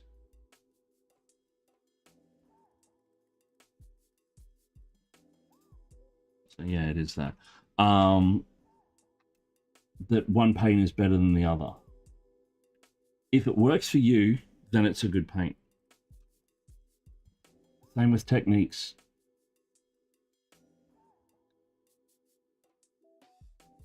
Like, I'm more than happy to give you my personal recommendation, but ultimately, at the end of the day, it's going to be something that you want to feel comfortable using. Like, you might get, I know people out there that get Monument Pro Acryl and hate it. Like, it's not, every paint is not for every person. Every technique is not for every person. Like, don't let anybody tell you that, oh, it's not painting because you're doing it a certain way. Like, every single tool, technique, paint, style, finish is something in your toolbox and will ultimately benefit you as a painter as a whole in doing so. So, for instance, speed paint. Speed paint was developed primarily as an easy base mid-tone highlight system to be used in conjunction with zenithal priming or slap chop, because those two techniques give the most benefit to using those contrasting paints, because you're building base, midtone, and highlight. In a normal paint, you would use a variant of 3 different paints to get there, or you would slap chop a model or zenithal prime a model using sort of a black base, gray midtone, white highlight, either applied via brush or via airbrush, and then using those contrast paints, those speed paints, those the various ones that are available on the market now on that miniature. Hey Bane, how you going, mate? And because of that,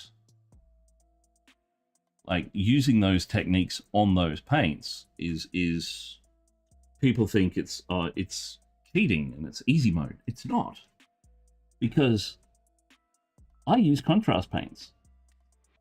I don't use them all the time. I use them for very specific things, but I find that there's something about the way contrast works in certain situations that you can get a really good effect out of. I don't use contrast paints as contrast paints. I use them as tinting elements. And I use those tinting elements in sort of, you'll see them, or you'll possibly see them depending on if I do them on this. I use them as filtering tints. So you get your contrast paint and you water it down or thin it down, depending on what you're comfortable with and what gives you the best result. And then you get a really, really subtle, really nice filter of the color over the light section that you're painting. So, like, they're really good on doing headlights and light sources and just giving a little bit of color so it's not straight white. For me, improvement was picking up one thing to work on. For example, at the moment, getting better at blending. Yeah, and that's how we all get better as painters. One of the big things that I say to people, and this is something that I do as well. When you're painting, every model that you pick up, try and do a new technique until you're happy with the way that technique is looking, and then move on to another technique. Now, don't ever, like, don't not use the previous one that you've just learned. keep practicing it also, but you get to a point where you're comfortable with it and you go, okay, I'm good at wet blending. I'm going to continue on. I want to look at OSL or specular highlighting. But you don't forget about your wet blending. You still do that on the model as well. It's just that you're not focusing on that particular piece. And you do this as you progress through multiple models, multiple techniques, and you get to a point where it becomes muscle memory and it becomes second nature. And you will get better as a painter without even realizing it. And you'll have all these different techniques under your belts that you've become really, really good at because you're continually doing them and continually making them better. You know what you like and you know what you want an effect to look like. So you get it to that point. Once you've got to that point, move on to something else. But yeah, like when it comes to miniature painting, there is no right and wrong way. Well, there is, but yeah, it's like one of the biggest problems with miniature painting and the internet at the moment is, and I'm just as bad at this, is comparison. And comparing yourself to other painters.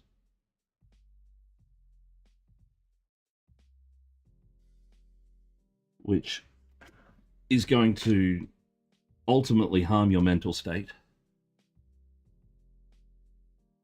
But it's also going to give you the complex of, well, they do it better than me, so why should I even bother?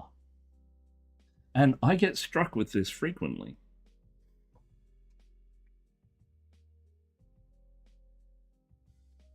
I used to do only sketch specular highlights for the models. It was forgiving with where I was placed then. Blending down and placement showed me I placed them wrong most of the time. Well, that's the thing. And now you know. So you have learned and you have progressed.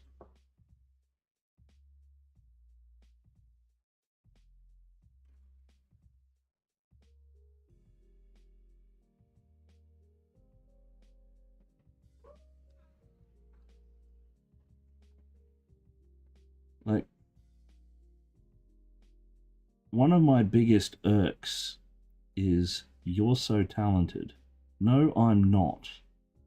I am well versed in multiple techniques that I have honed over time. That's it. That's all miniature painting. That's all anything is, really.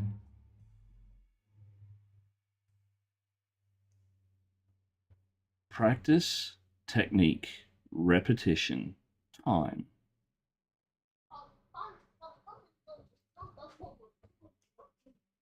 My first miniatures from 2015 look like a cat threw up on them.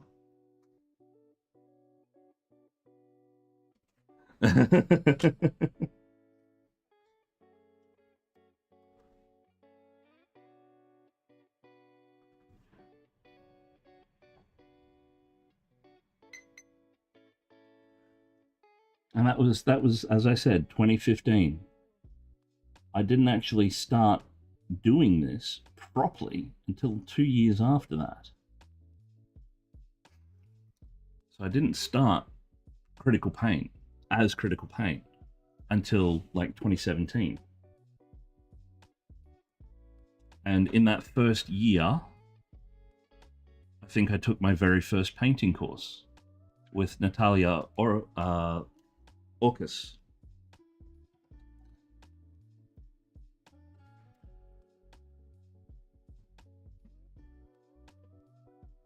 But that's something I will recommend to you as well. Any chance you get, anytime you see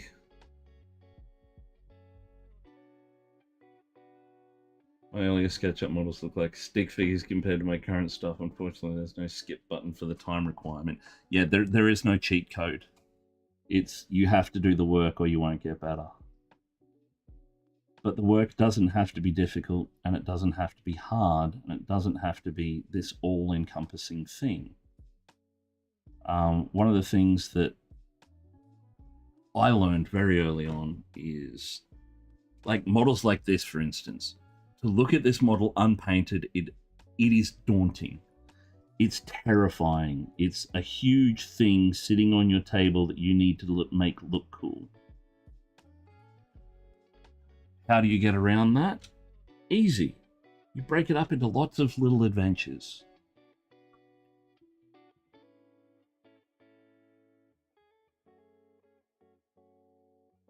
Break it up into smaller sections, work on each section, bring each section up, and the whole thing will come together quicker than you know.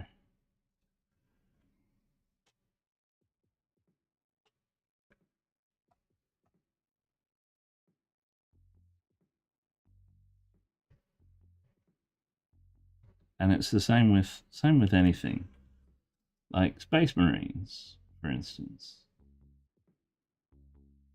Break it up into little chunks.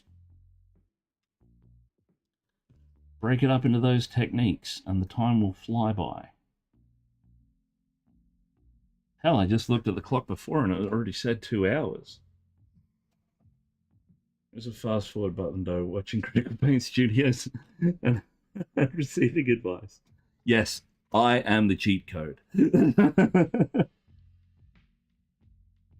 And you don't have to pay money for the advice that I give either. You can donate. I'm more than happy for you to donate. But I do offer one-on-one training as well for a fee, because time is money. But when I'm doing other stuff, like on this channel, I am more than happy to help out and answer questions while I'm painting, because one of the things that makes the time pass quicker is having people to talk to.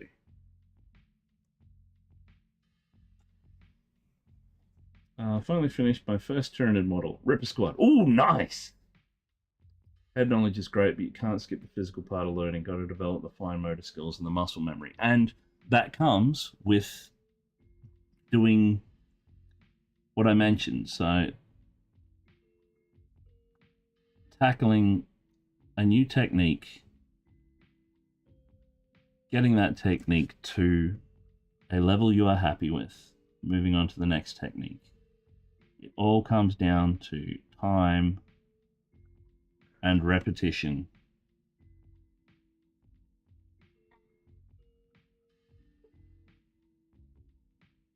Now, the right kind of education also helps. As someone with ADHD, I can attest to this all too well. Because there are times out there and times where the education can fail and has been known to fail. Unfortunately, it's the way of life. There's not a lot we can do about that. But if you are taught the right way, it can make a world of difference.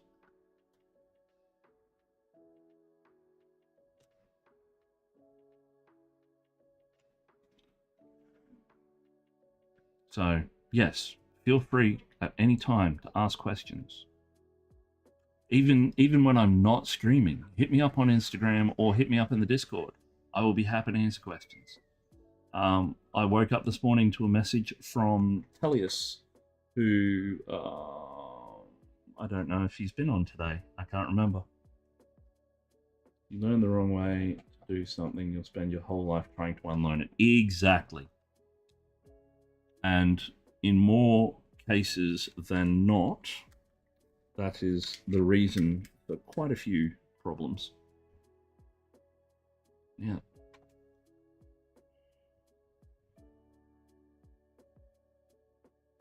Yeah, okay. So we've got some exhaust fans at the back here, but I'm going to keep those metal. So we're just going to go and do a little bit more gold elements before we hit the highlights of it.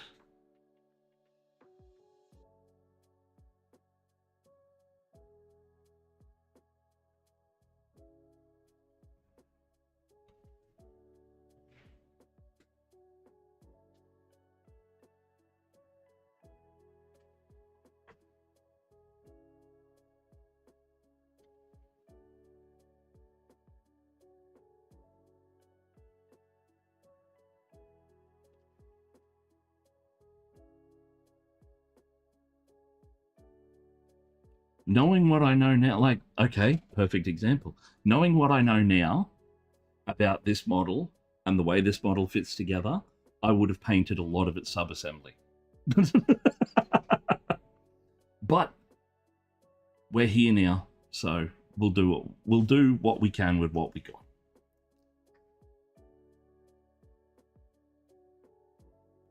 It's not going to affect the outcome.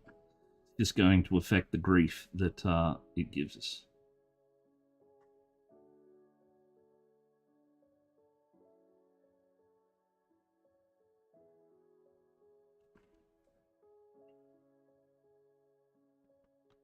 And always be willing to learn. That is the most important thing. You can learn from the most unbelievable places.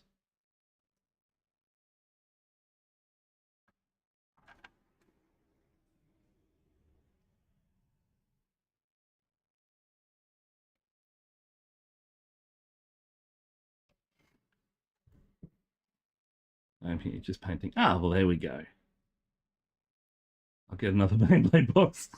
What's a hobby without a little sprinkle of grief? Exactly. Interesting thing I've found is getting better also requires breaks, at least for me. Yes, stepping away when you feel overwhelmed. Absolutely. I unfortunately don't have that luxury.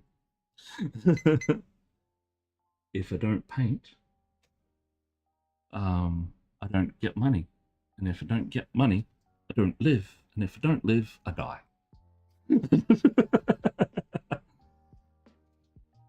Just finished. Oh, let's have a look.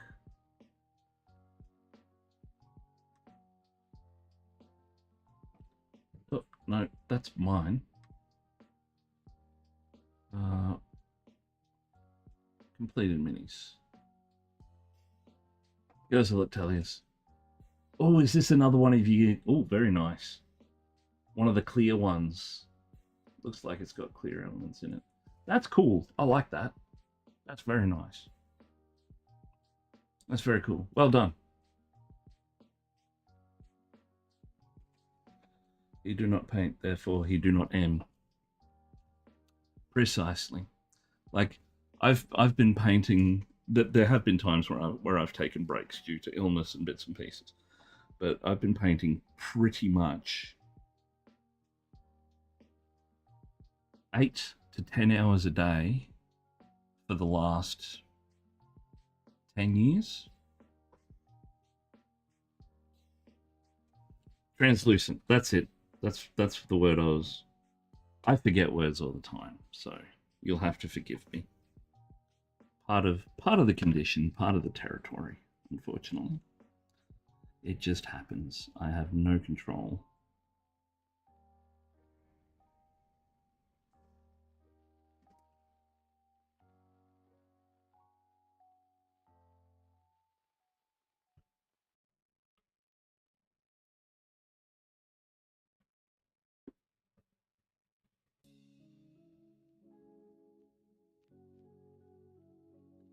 One of the biggest things for me,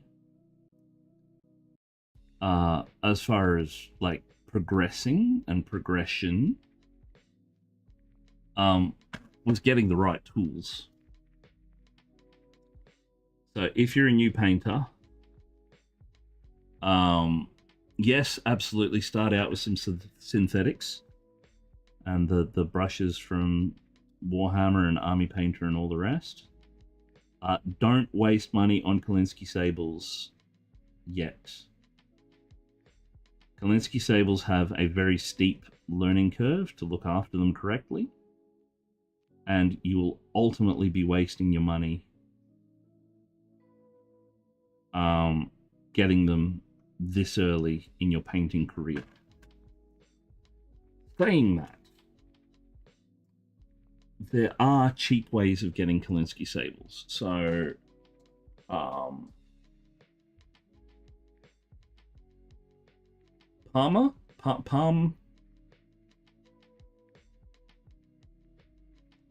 Hope I've pronounced that correctly.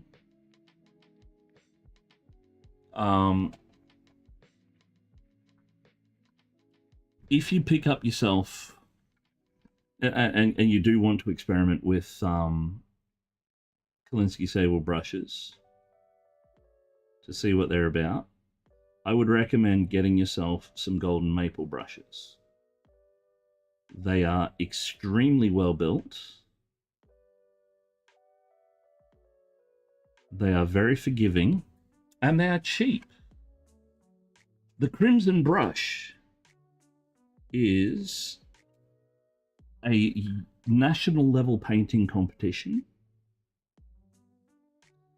held in Canberra in January at an event called CanCon. And I have been told that I need to attend. So all of the commission work that I do, all of the money I make from Twitch, all of the donations, all of the tips, every single last cent that I get my hands on is going into the fund to get me to Crimson Brush in January 2027. Due to my medical ailments, flying isn't really an option for me, so we'll be driving, and therefore we need money for petrol, we need money for accommodation, and food and such.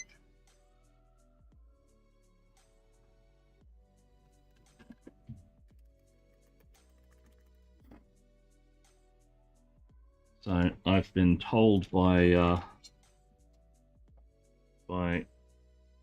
my peers that I need to attend Crimson Brush. Well, I was told actually that I needed to attend Crimson Brush and that I needed to start streaming. And this was at last year's QMHE, which is the one held out at Ipswich.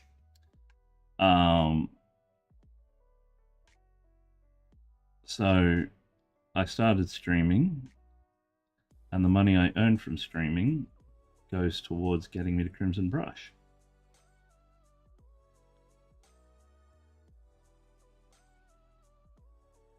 But getting back to learning, if you can take a course, do so at every given opportunity you can. Because even if it's out of your league,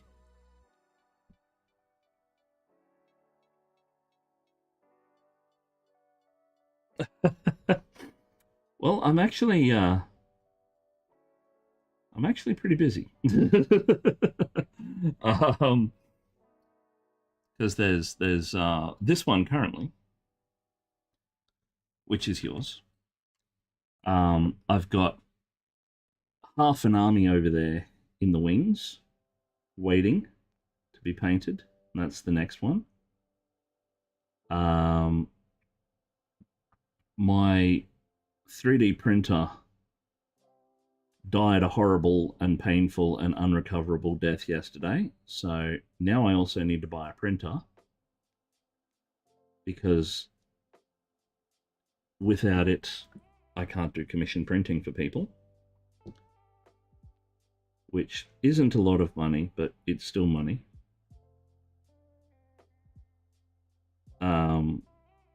And one of the jobs I've got coming up in the near future is for a 3D printed and custom painted Stormtrooper helmet.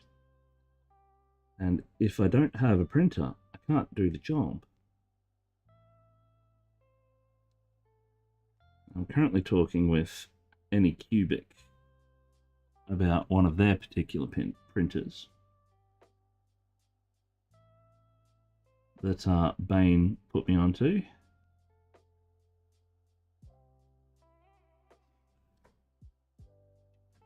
Hopefully I hear back from them sometime sooner rather than later.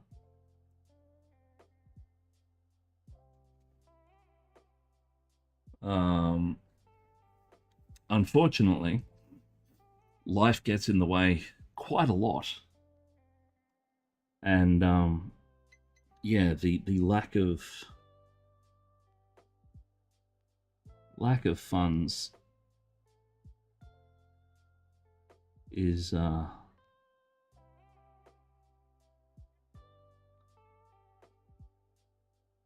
well, bad. I need a threshold. I need a certain amount of money to get to there, and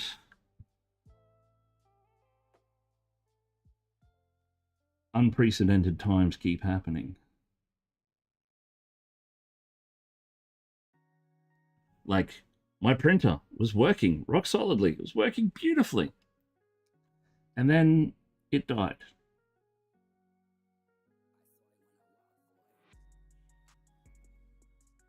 Actually, I'm having to replace an entire water-damaged bathroom at the moment. Found out 3 days ago after I dropped those tanks off. Ooh! Yeah, and insurance denied the claim. Oh, damn, that sucks.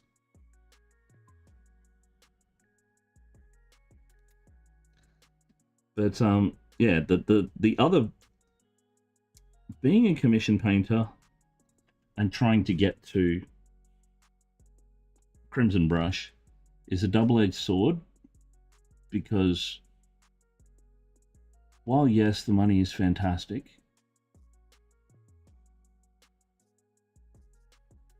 I mean, it's not, you like it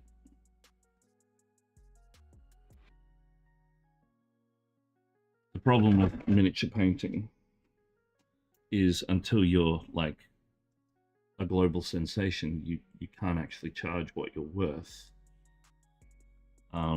It's not really a living wage.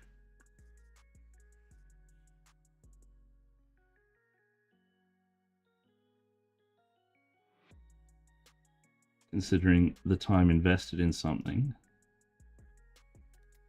and the cost of resources and bits and pieces generally doesn't equate to how much you can charge.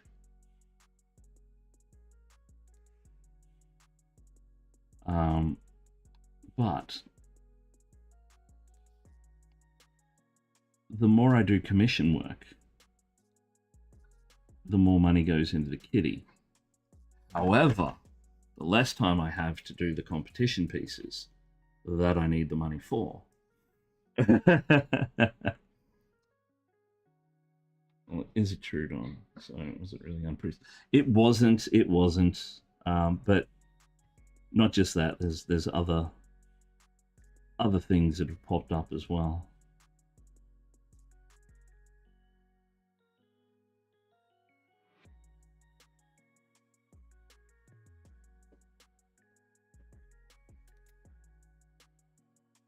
But yeah, when I say miniature painting is not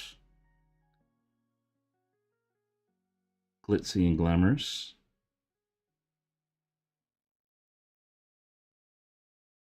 like, I'm making, what does minimum wage equate to yearly?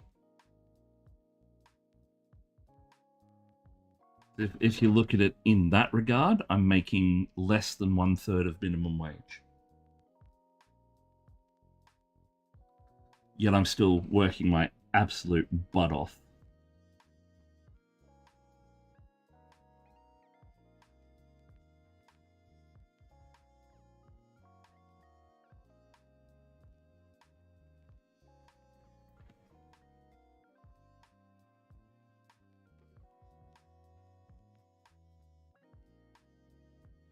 But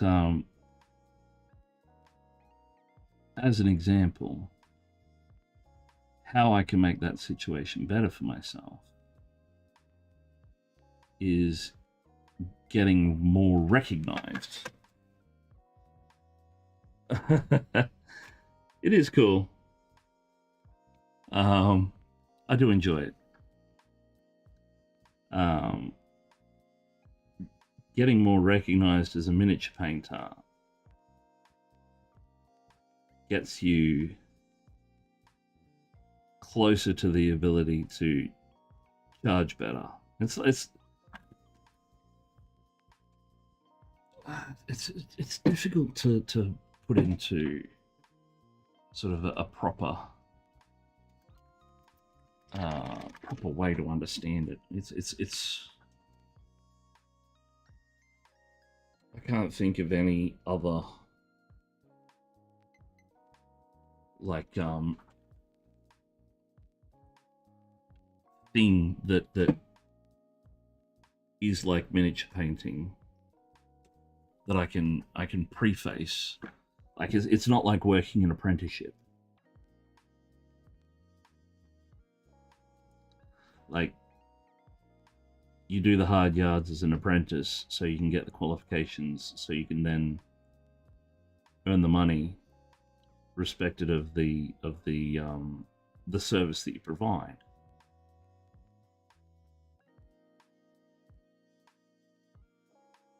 Whereas in miniature painting, it's all about notoriety and fame that gets you the ability. Like, sure, yes, you've got to be a good painter, but being a good painter doesn't get your name out there until you start winning awards and going to these types of shows and stuff, and having all of the gold standard stuff happening.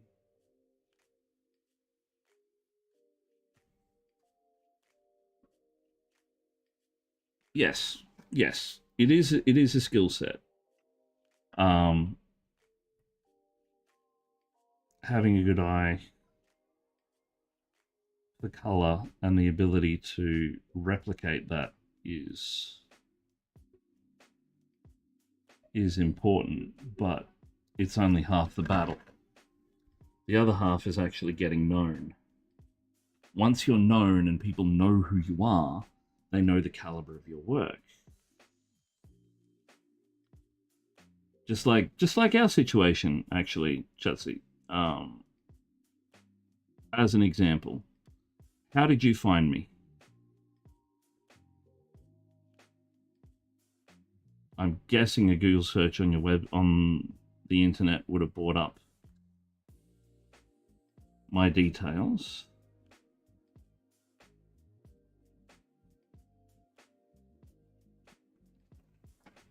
Seeing as we don't run in those kinds of circles. Google, to be honest, yeah. To kill brain cells. But like, yeah, like, and that is a skill in itself, because there are more established miniature painting companies out there, but you found me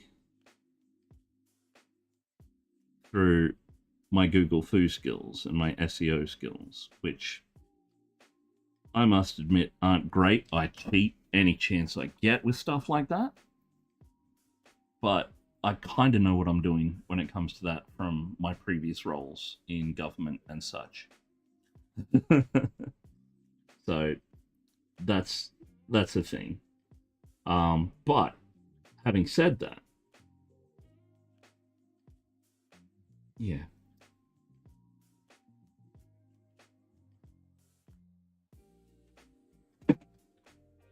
It was a total accident. We were essentially neighbours, not quite, but a figure of speech. Yeah.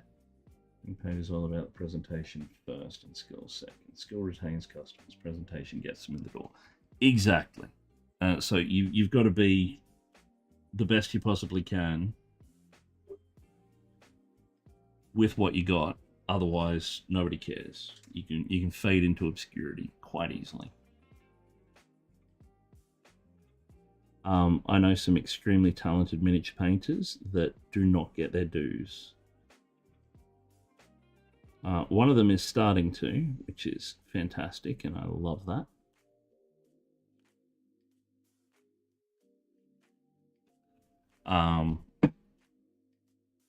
And that would be like there's a few extremely talented painters that I know, like leagues better than me.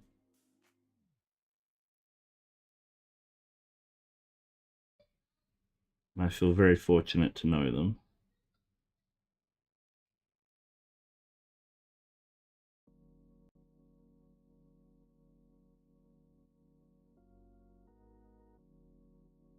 Um, I would like to get out into the community more, but I'm limited. So I do what I can with what I got. And Meta isn't helping by deleting accounts random for no reason.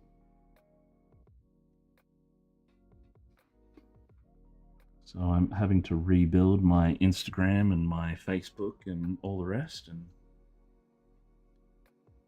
I find doing this, miniature painting on Twitch and YouTube and stuff, helps out a lot.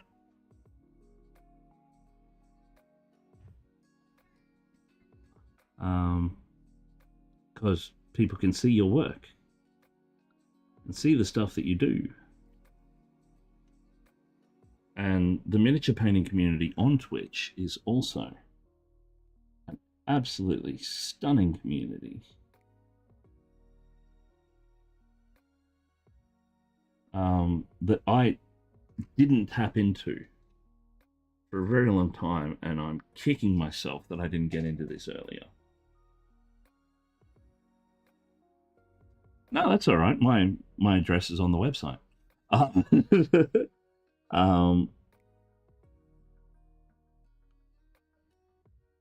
The I do well, I don't do stuff for the Warhammer store because they're usually pretty not this particular store, Warhammer in general. They are pretty strict with a lot of their stuff. And the better way to access that and get noticed for that is through the Golden Demon competitions and the in-store comps. I used to do a few of the in-store comps at Macrovat.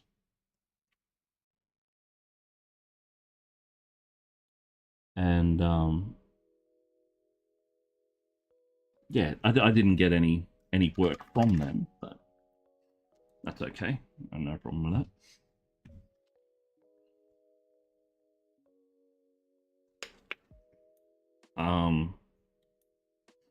Most of my commission work has come from people like yourself, like just random people reaching out going, hey, saw your work on whatever, or searched you on Google, liked your stuff. Would you like to do some work? That's how my very first commission got started. And that was by a gentleman on the Gold Coast.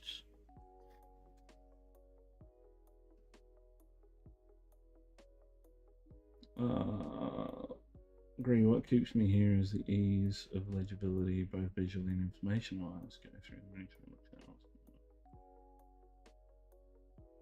channels. Yeah, it's one of the driving factors of me doing this. For me is while I'm talking about it, I'm also thinking about it. And while I'm thinking about it, I'm also refining and learning and figuring out different angles of which to do things. For example, I am the way I think is very weird and very different. when people attack a problem, they usually will just bombard the problem, but they'll bombard it as, will this work? No. Will this work? No. Will this work? No. I think fast enough, and I think in such a way that I can attack a problem from multi-directions with multiple solutions and see which one sticks. Nerdy Tokyo! Hello, welcome. First time chatter. Welcome to the channel. I'm Justin. This is Critical Paint Studios. I am a miniature painter, 3D printer, commission miniature painter, multi-award winning competition painter. And I now stream and help out the community wherever I can. So if this is, well, this is your first time here, welcome. I must have lurked you back when I followed you. Quite possibly, because yeah, on my thing it says first time chat. This is the very first time you've interacted. I don't mind. We've got what, 14 people in at the moment, and I think we've got a handful of active chatters, and the rest are lurking, which is cool. I see you. I appreciate you. I don't know who you are because I don't have that enabled.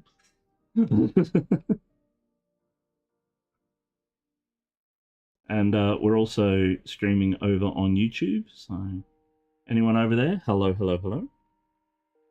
You can type, so fear not. If you have questions that you need answered, you can ask them and I will see them. And so will Twitch. So if anybody knows anything or has a different opinion, the opportunity is there.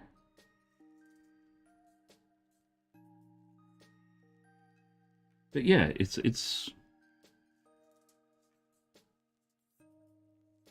all very interesting. I do enjoy miniature painting. Keeps my brain active. Makes me boring as bat crap at parties. So, have you heard about the new Citadel range?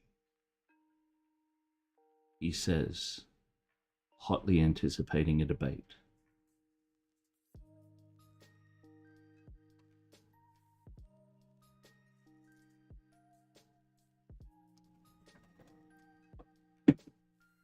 No, there isn't one. I'm kidding.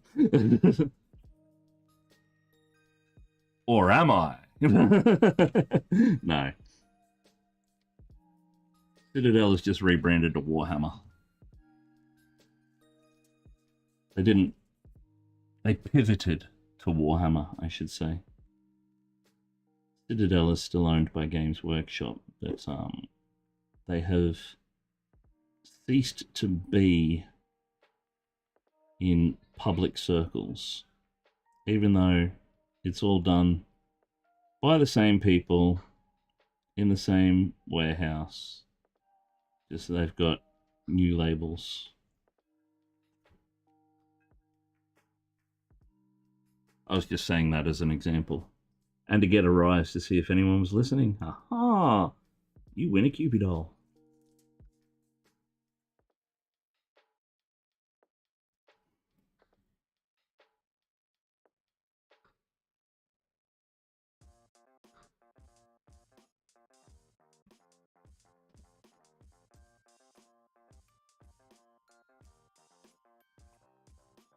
Now, Chatsy, tell me if you think I'm going a bit overboard with the gold, but I've got to do all of the rivets yet.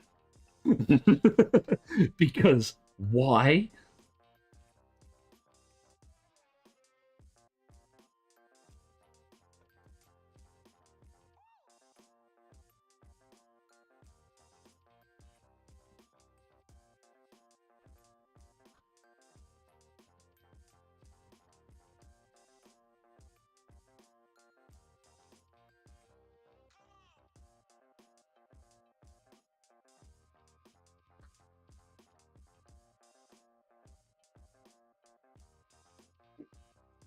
Oh, I've just gotten back from a month-long work trip, so I assume I missed a lot of hobby stuff. I believe in business we call that selling out. um, they're honestly, I don't think there's been much going on. Like it's I'll close this up and give it a remix.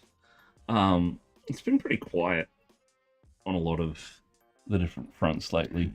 Like month long. No, there hasn't really been anything. Oh, apart from Miniature Masters, Squidmar Miniatures has made a Master Chef for miniature painters, and the first episode aired a couple of days ago, and it is fantastic. If you haven't had a chance to watch it right now. No, not right now. After stream. It's only about, I think it's a 40-minute episode or something.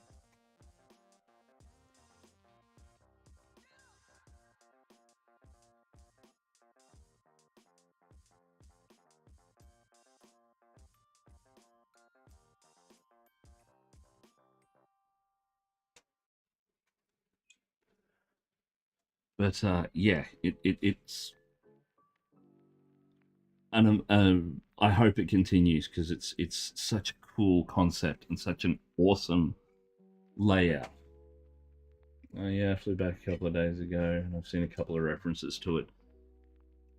Like the guy that actually got me into streaming and got me sort of geared for Crimson Brush is Trent Dennison, who is the Australian fella that's on the show, the really, really, really tall guy.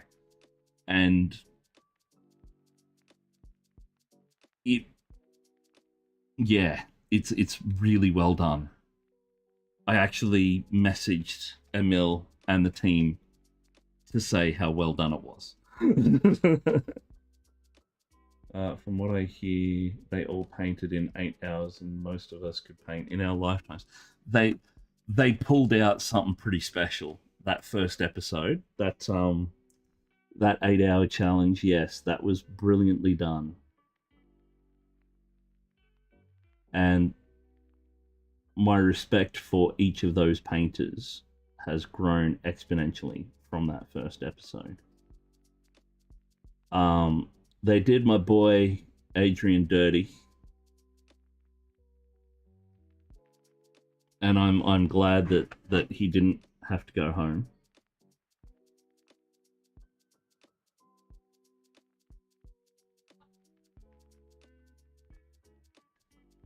But yeah, Trent is a really cool guy. He's got this very outwardly almost gruff exterior, but he's very good. I'm too jet lagged to watch anything that requires focus. Okay, well if you've seen shows like MasterChef, it's kind of laid out very similar to that kind of method. But it's miniature painting, and it is so cool. I'm not fanboying because I know one of the guys. I'm fanboying because I know two of the guys. um, I may not have physically met a couple of them, but I have spoken to them.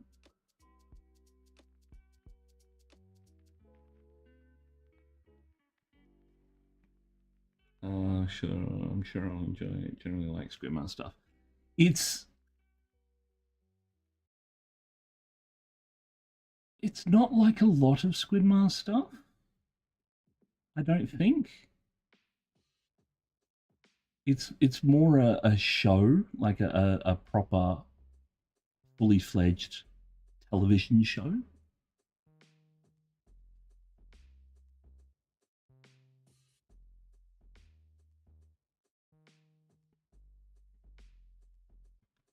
Um, but saying that, it is extremely well done. The production value is quite high.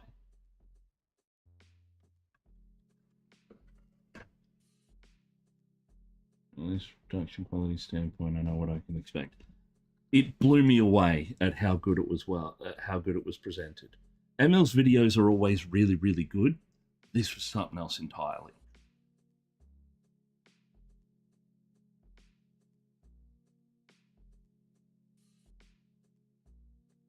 I think the next episode is out next week. They're doing it procedurally like that.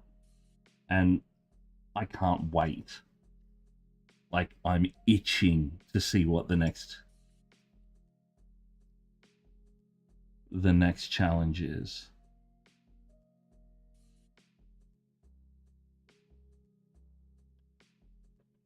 Like, it's never going to happen, but if I was asked to do that show, I would be on cloud nine for months afterwards. My most disliked type of media, competition, reality TV. I got tortured with the horror of the likes of Big Brother, and my disdain grew from there. Big Brother sucked. Big Brother was like, it was all about those cliffhanger takes. And this show does have those because it's a procedure that sells. I actually know a couple of the guys that have been on Big Brother as well, in Australia at least.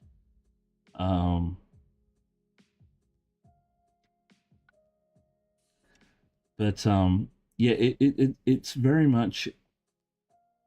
I enjoyed it immensely, and if I get to the stage where they invite me, I will be doing it in an absolute heartbeat. Like, it would be such an awesome opportunity. It's not funny.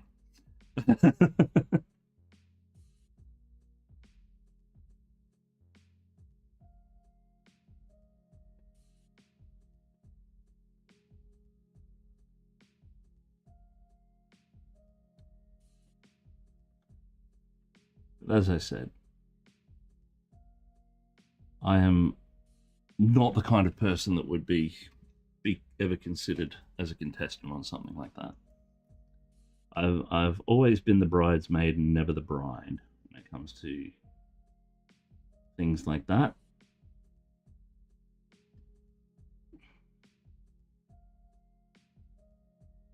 And it all stems back to high school. I'll get all my nerd mates to send an email nominating you. I don't think it works that way, but much obliged.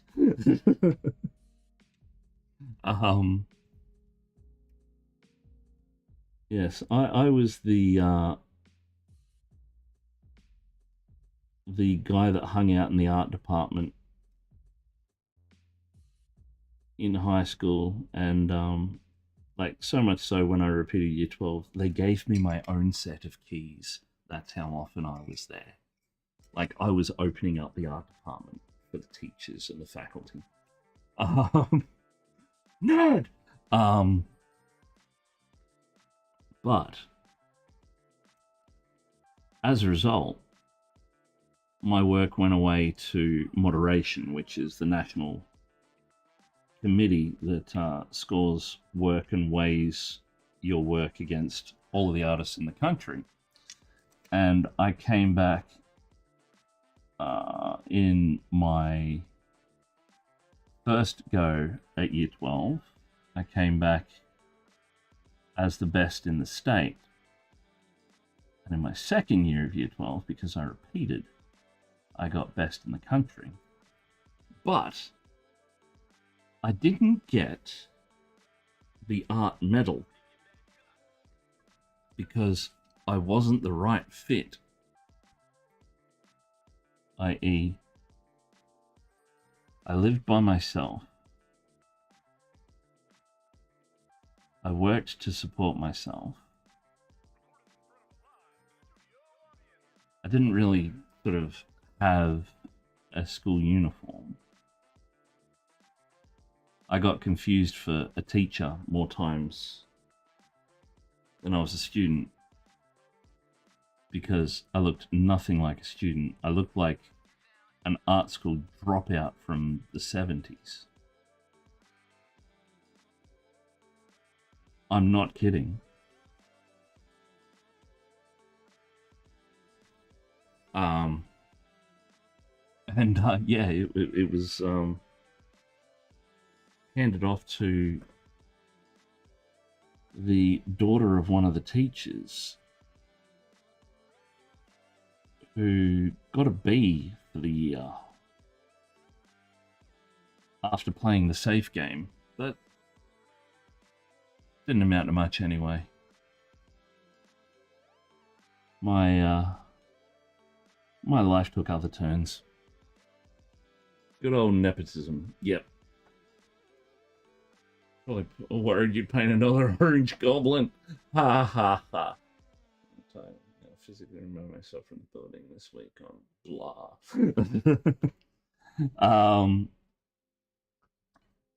I will say this now: the Squidmar show, Miniature Masters, does that. It's a procedural, so there is going to be elements of that. So they'll do flash takes and bits and pieces. It's like MasterChef in its way it presents its procedural content. So there's like heavy pauses.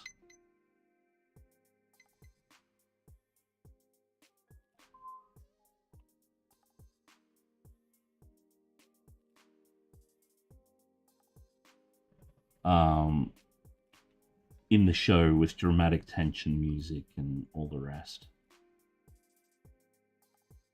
But given the type of show and given the way they've done it, it's actually done pretty well. RE Reality TV, I think the mini painting reality show I want to see would be more like The Voice, where a bunch of pro painters take competent newcomers under their wings to see how they coach them. That would be also good. That would be a show that I would watch also. But like this yeah, it's the first episode was the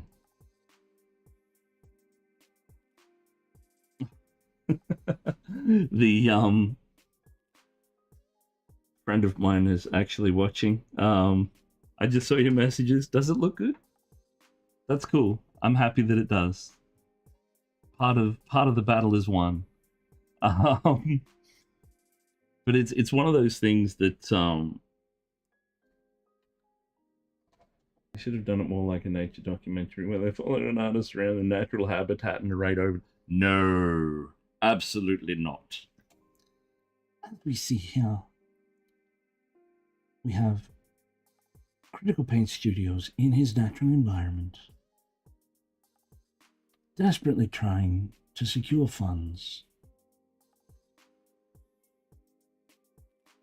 to get himself to his first national competition, and therefore closer to fame and notoriety. No, that wouldn't work. The voice element, that would be cool. Unfortunately, getting miniature painters like that would require a hell of a lot of money. And it is, I reckon it could be an avenue if this this Miniature Masters takes off. Which I hope it does, because I'm enjoying, I've only seen one episode and I'm enjoying the absolute crap out of it.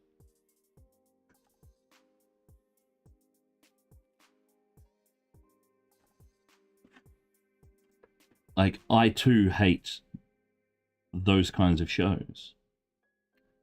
But after stream last night, while I was having dinner, I sat and watched it in its entirety and wanted more. Which, there's only a certain caliber of show that does that for me.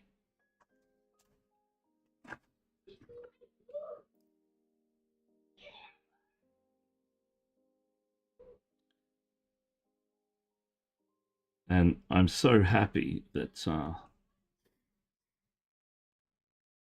for fun approach tomorrow. I made my joints and lower back hold out tomorrow. What are you up to tomorrow, Joker? Yeah, obviously the likes of, say, Vince V, Swinson aren't going to be able to dedicate weeks to filming that sort of thing, but you never know. Well, the contestants that they had are very well known, very respected professional miniature painters. But I'm talking, for me, like, to be mentored by people like Roman Lapat.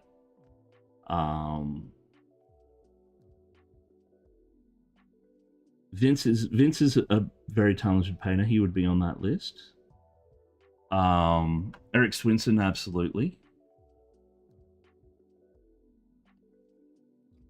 But for me, it'd be Vincey V, Swinson, Lapat, and not just Macca. Marco Frazzoni. Marco, to me, is a god of miniature painting because of the way he approaches miniature painting and the way he approaches art in general. I'm hoping, I haven't heard anything, but he either has or is moving to Australia. And I'm hoping that he's at Crimson Brush. If he's at Crimson Brush, it'd be like all my Christmases have come at once. I would be able to die and go to heaven. That's how much of a hero this man is to me.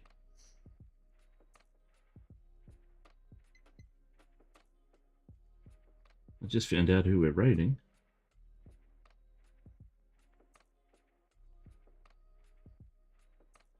Now, I'm just checking. Yeah, now it's all dot work. So it's all the rivets now. Oh no, I missed that barrel. I want to do the one on the barrel. There's a skull and an Aquila on the barrel that I want to do. We'll do that quickly because we just ticked over to the 3-hour mark.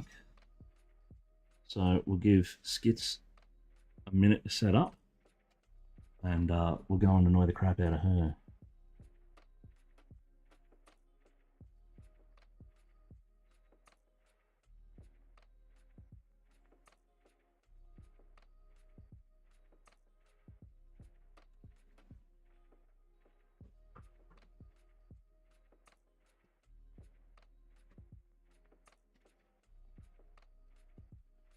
I must admit, I'm liking the overreaching gaudiness of all of this gold. I'm not going to like doing every single last rivet, that's for sure, but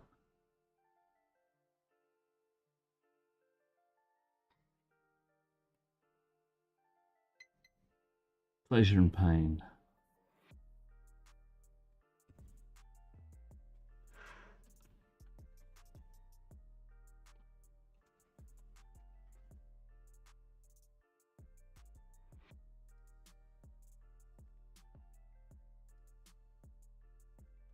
But I want to say thank you to everyone for hanging out and chatting about the myriad of different things that we've been chatting about. And being cool. Because you're all very cool.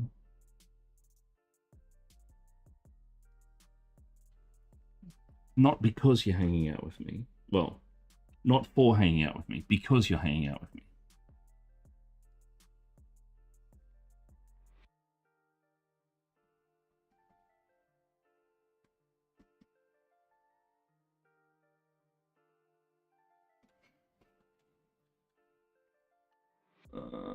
Rowan is definitely out there. Oh yeah, 4Ks in 45 minutes wearing turnout gear, an extra 10 kilo to start the morning. Dude, taking a class with Vince, Eric, and Marco, all great teachers. Oh wow, that would have been awesome. I wish I was cool, but the AC died here. Bomb, bomb. Hanging out with cool guys. Absolutely.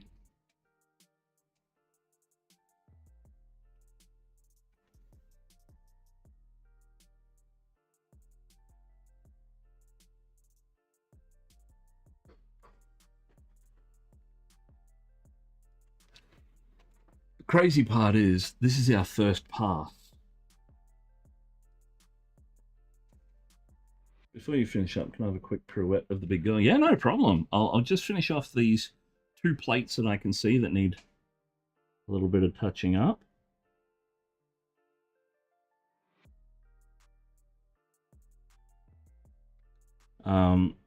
Skits normally has a 5-minute starter on, so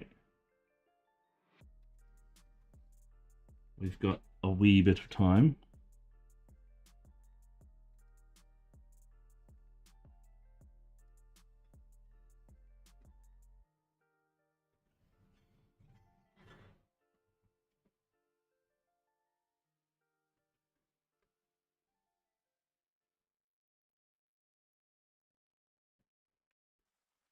So this gold is quite dark. I'm going to go over it again with a lighter gold as a highlighting tone. So it'll have the brightness over the top of everything to better look like the gold in the pictures.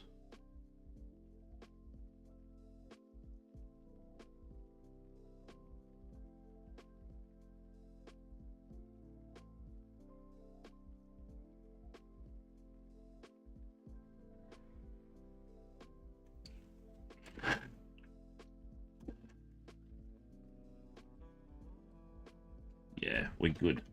Alrighty. So, slow-mo turnaround. So, start from the front.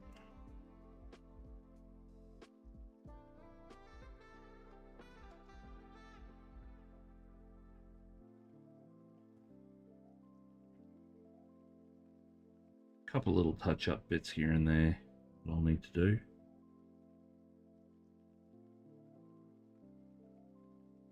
But then it's all rivets. Rivets as far as the eye can see. Ah, thank you. I do my best. Occasionally I get paid for it.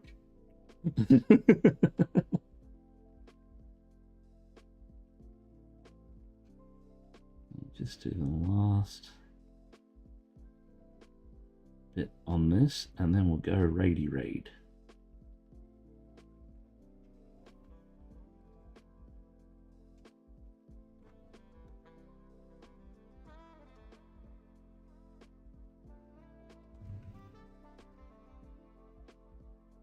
There we go. All right. So, at this stage, it is Friday evening. My next stream is going to be first thing Monday morning, starting bright and shiny at 6:30 a.m. Australian Eastern Standard Time. If you are on my Discord, you'll get a reminder a couple of minutes before stream starts. Also, if you follow the channel, you will get a thing pop up as well. It'll be an absolutely riveting stream. I don't know if I'm going to do the rivets on stream because that's just tedious. There's got to be like a couple of 100 rivets here at least. Supposed to be riveting, but he's brushing it off. Oh, the puns are coming thick and fast, people. Now, I am going to drop us in to Skits. Skits is a fellow Brisbane Miniature Painting Guild person. Very cool, very cool.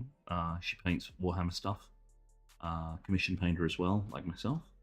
So we'll drop in and we'll say g'day to her. So thank you all very much to everyone who hung out this evening.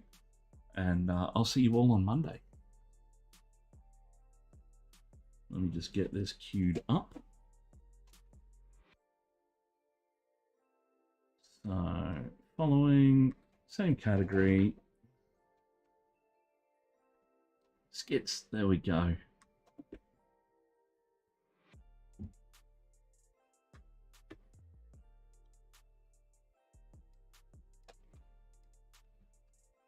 I'm off to bed. Chutzy, no problem. Have a good evening. Thank you very much for hanging out. And raid now. I said raid now. Why aren't you not raiding? Okay.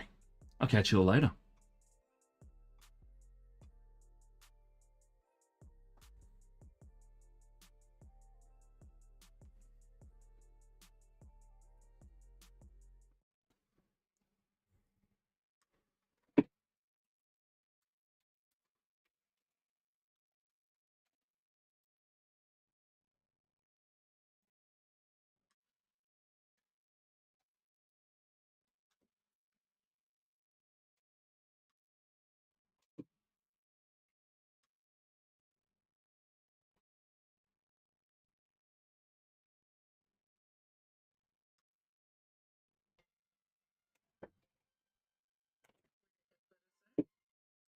Hello, Critical.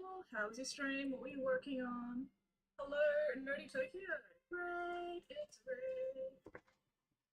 Oh, I need How are you Pete. feeling today?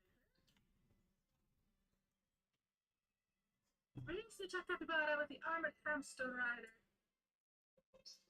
I'm so full of environment, so I will need this bigger brush to do the face frames, so I don't need to finish just yet. Still need to finish. Need to work my skin a bit more because that purple is bland as fuck. Overstretch is. Oh, ooh, ouch. Maybe you got stuck on something when you were like trying to roll over in your sleep and pulled it. Yeah, that is inconvenient. Alright, where? Yeah.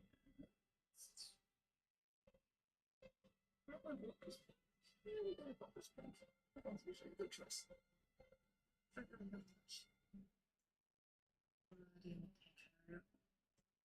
An alert, need food? No worries, Wedley. Need feed? Fancy stream technology. Hello, Jedi! Pain and suffering continues as normal. How are you going? What are you up to? Okay, Google, turn on air light off. Idiots.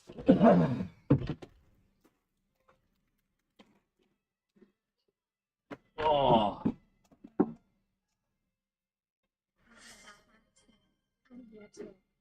Hello, wizard! Holy shit! It's been a hot minute. Welcome in, everybody. Welcome in. Oh yeah, for the Raiders. For anybody new here,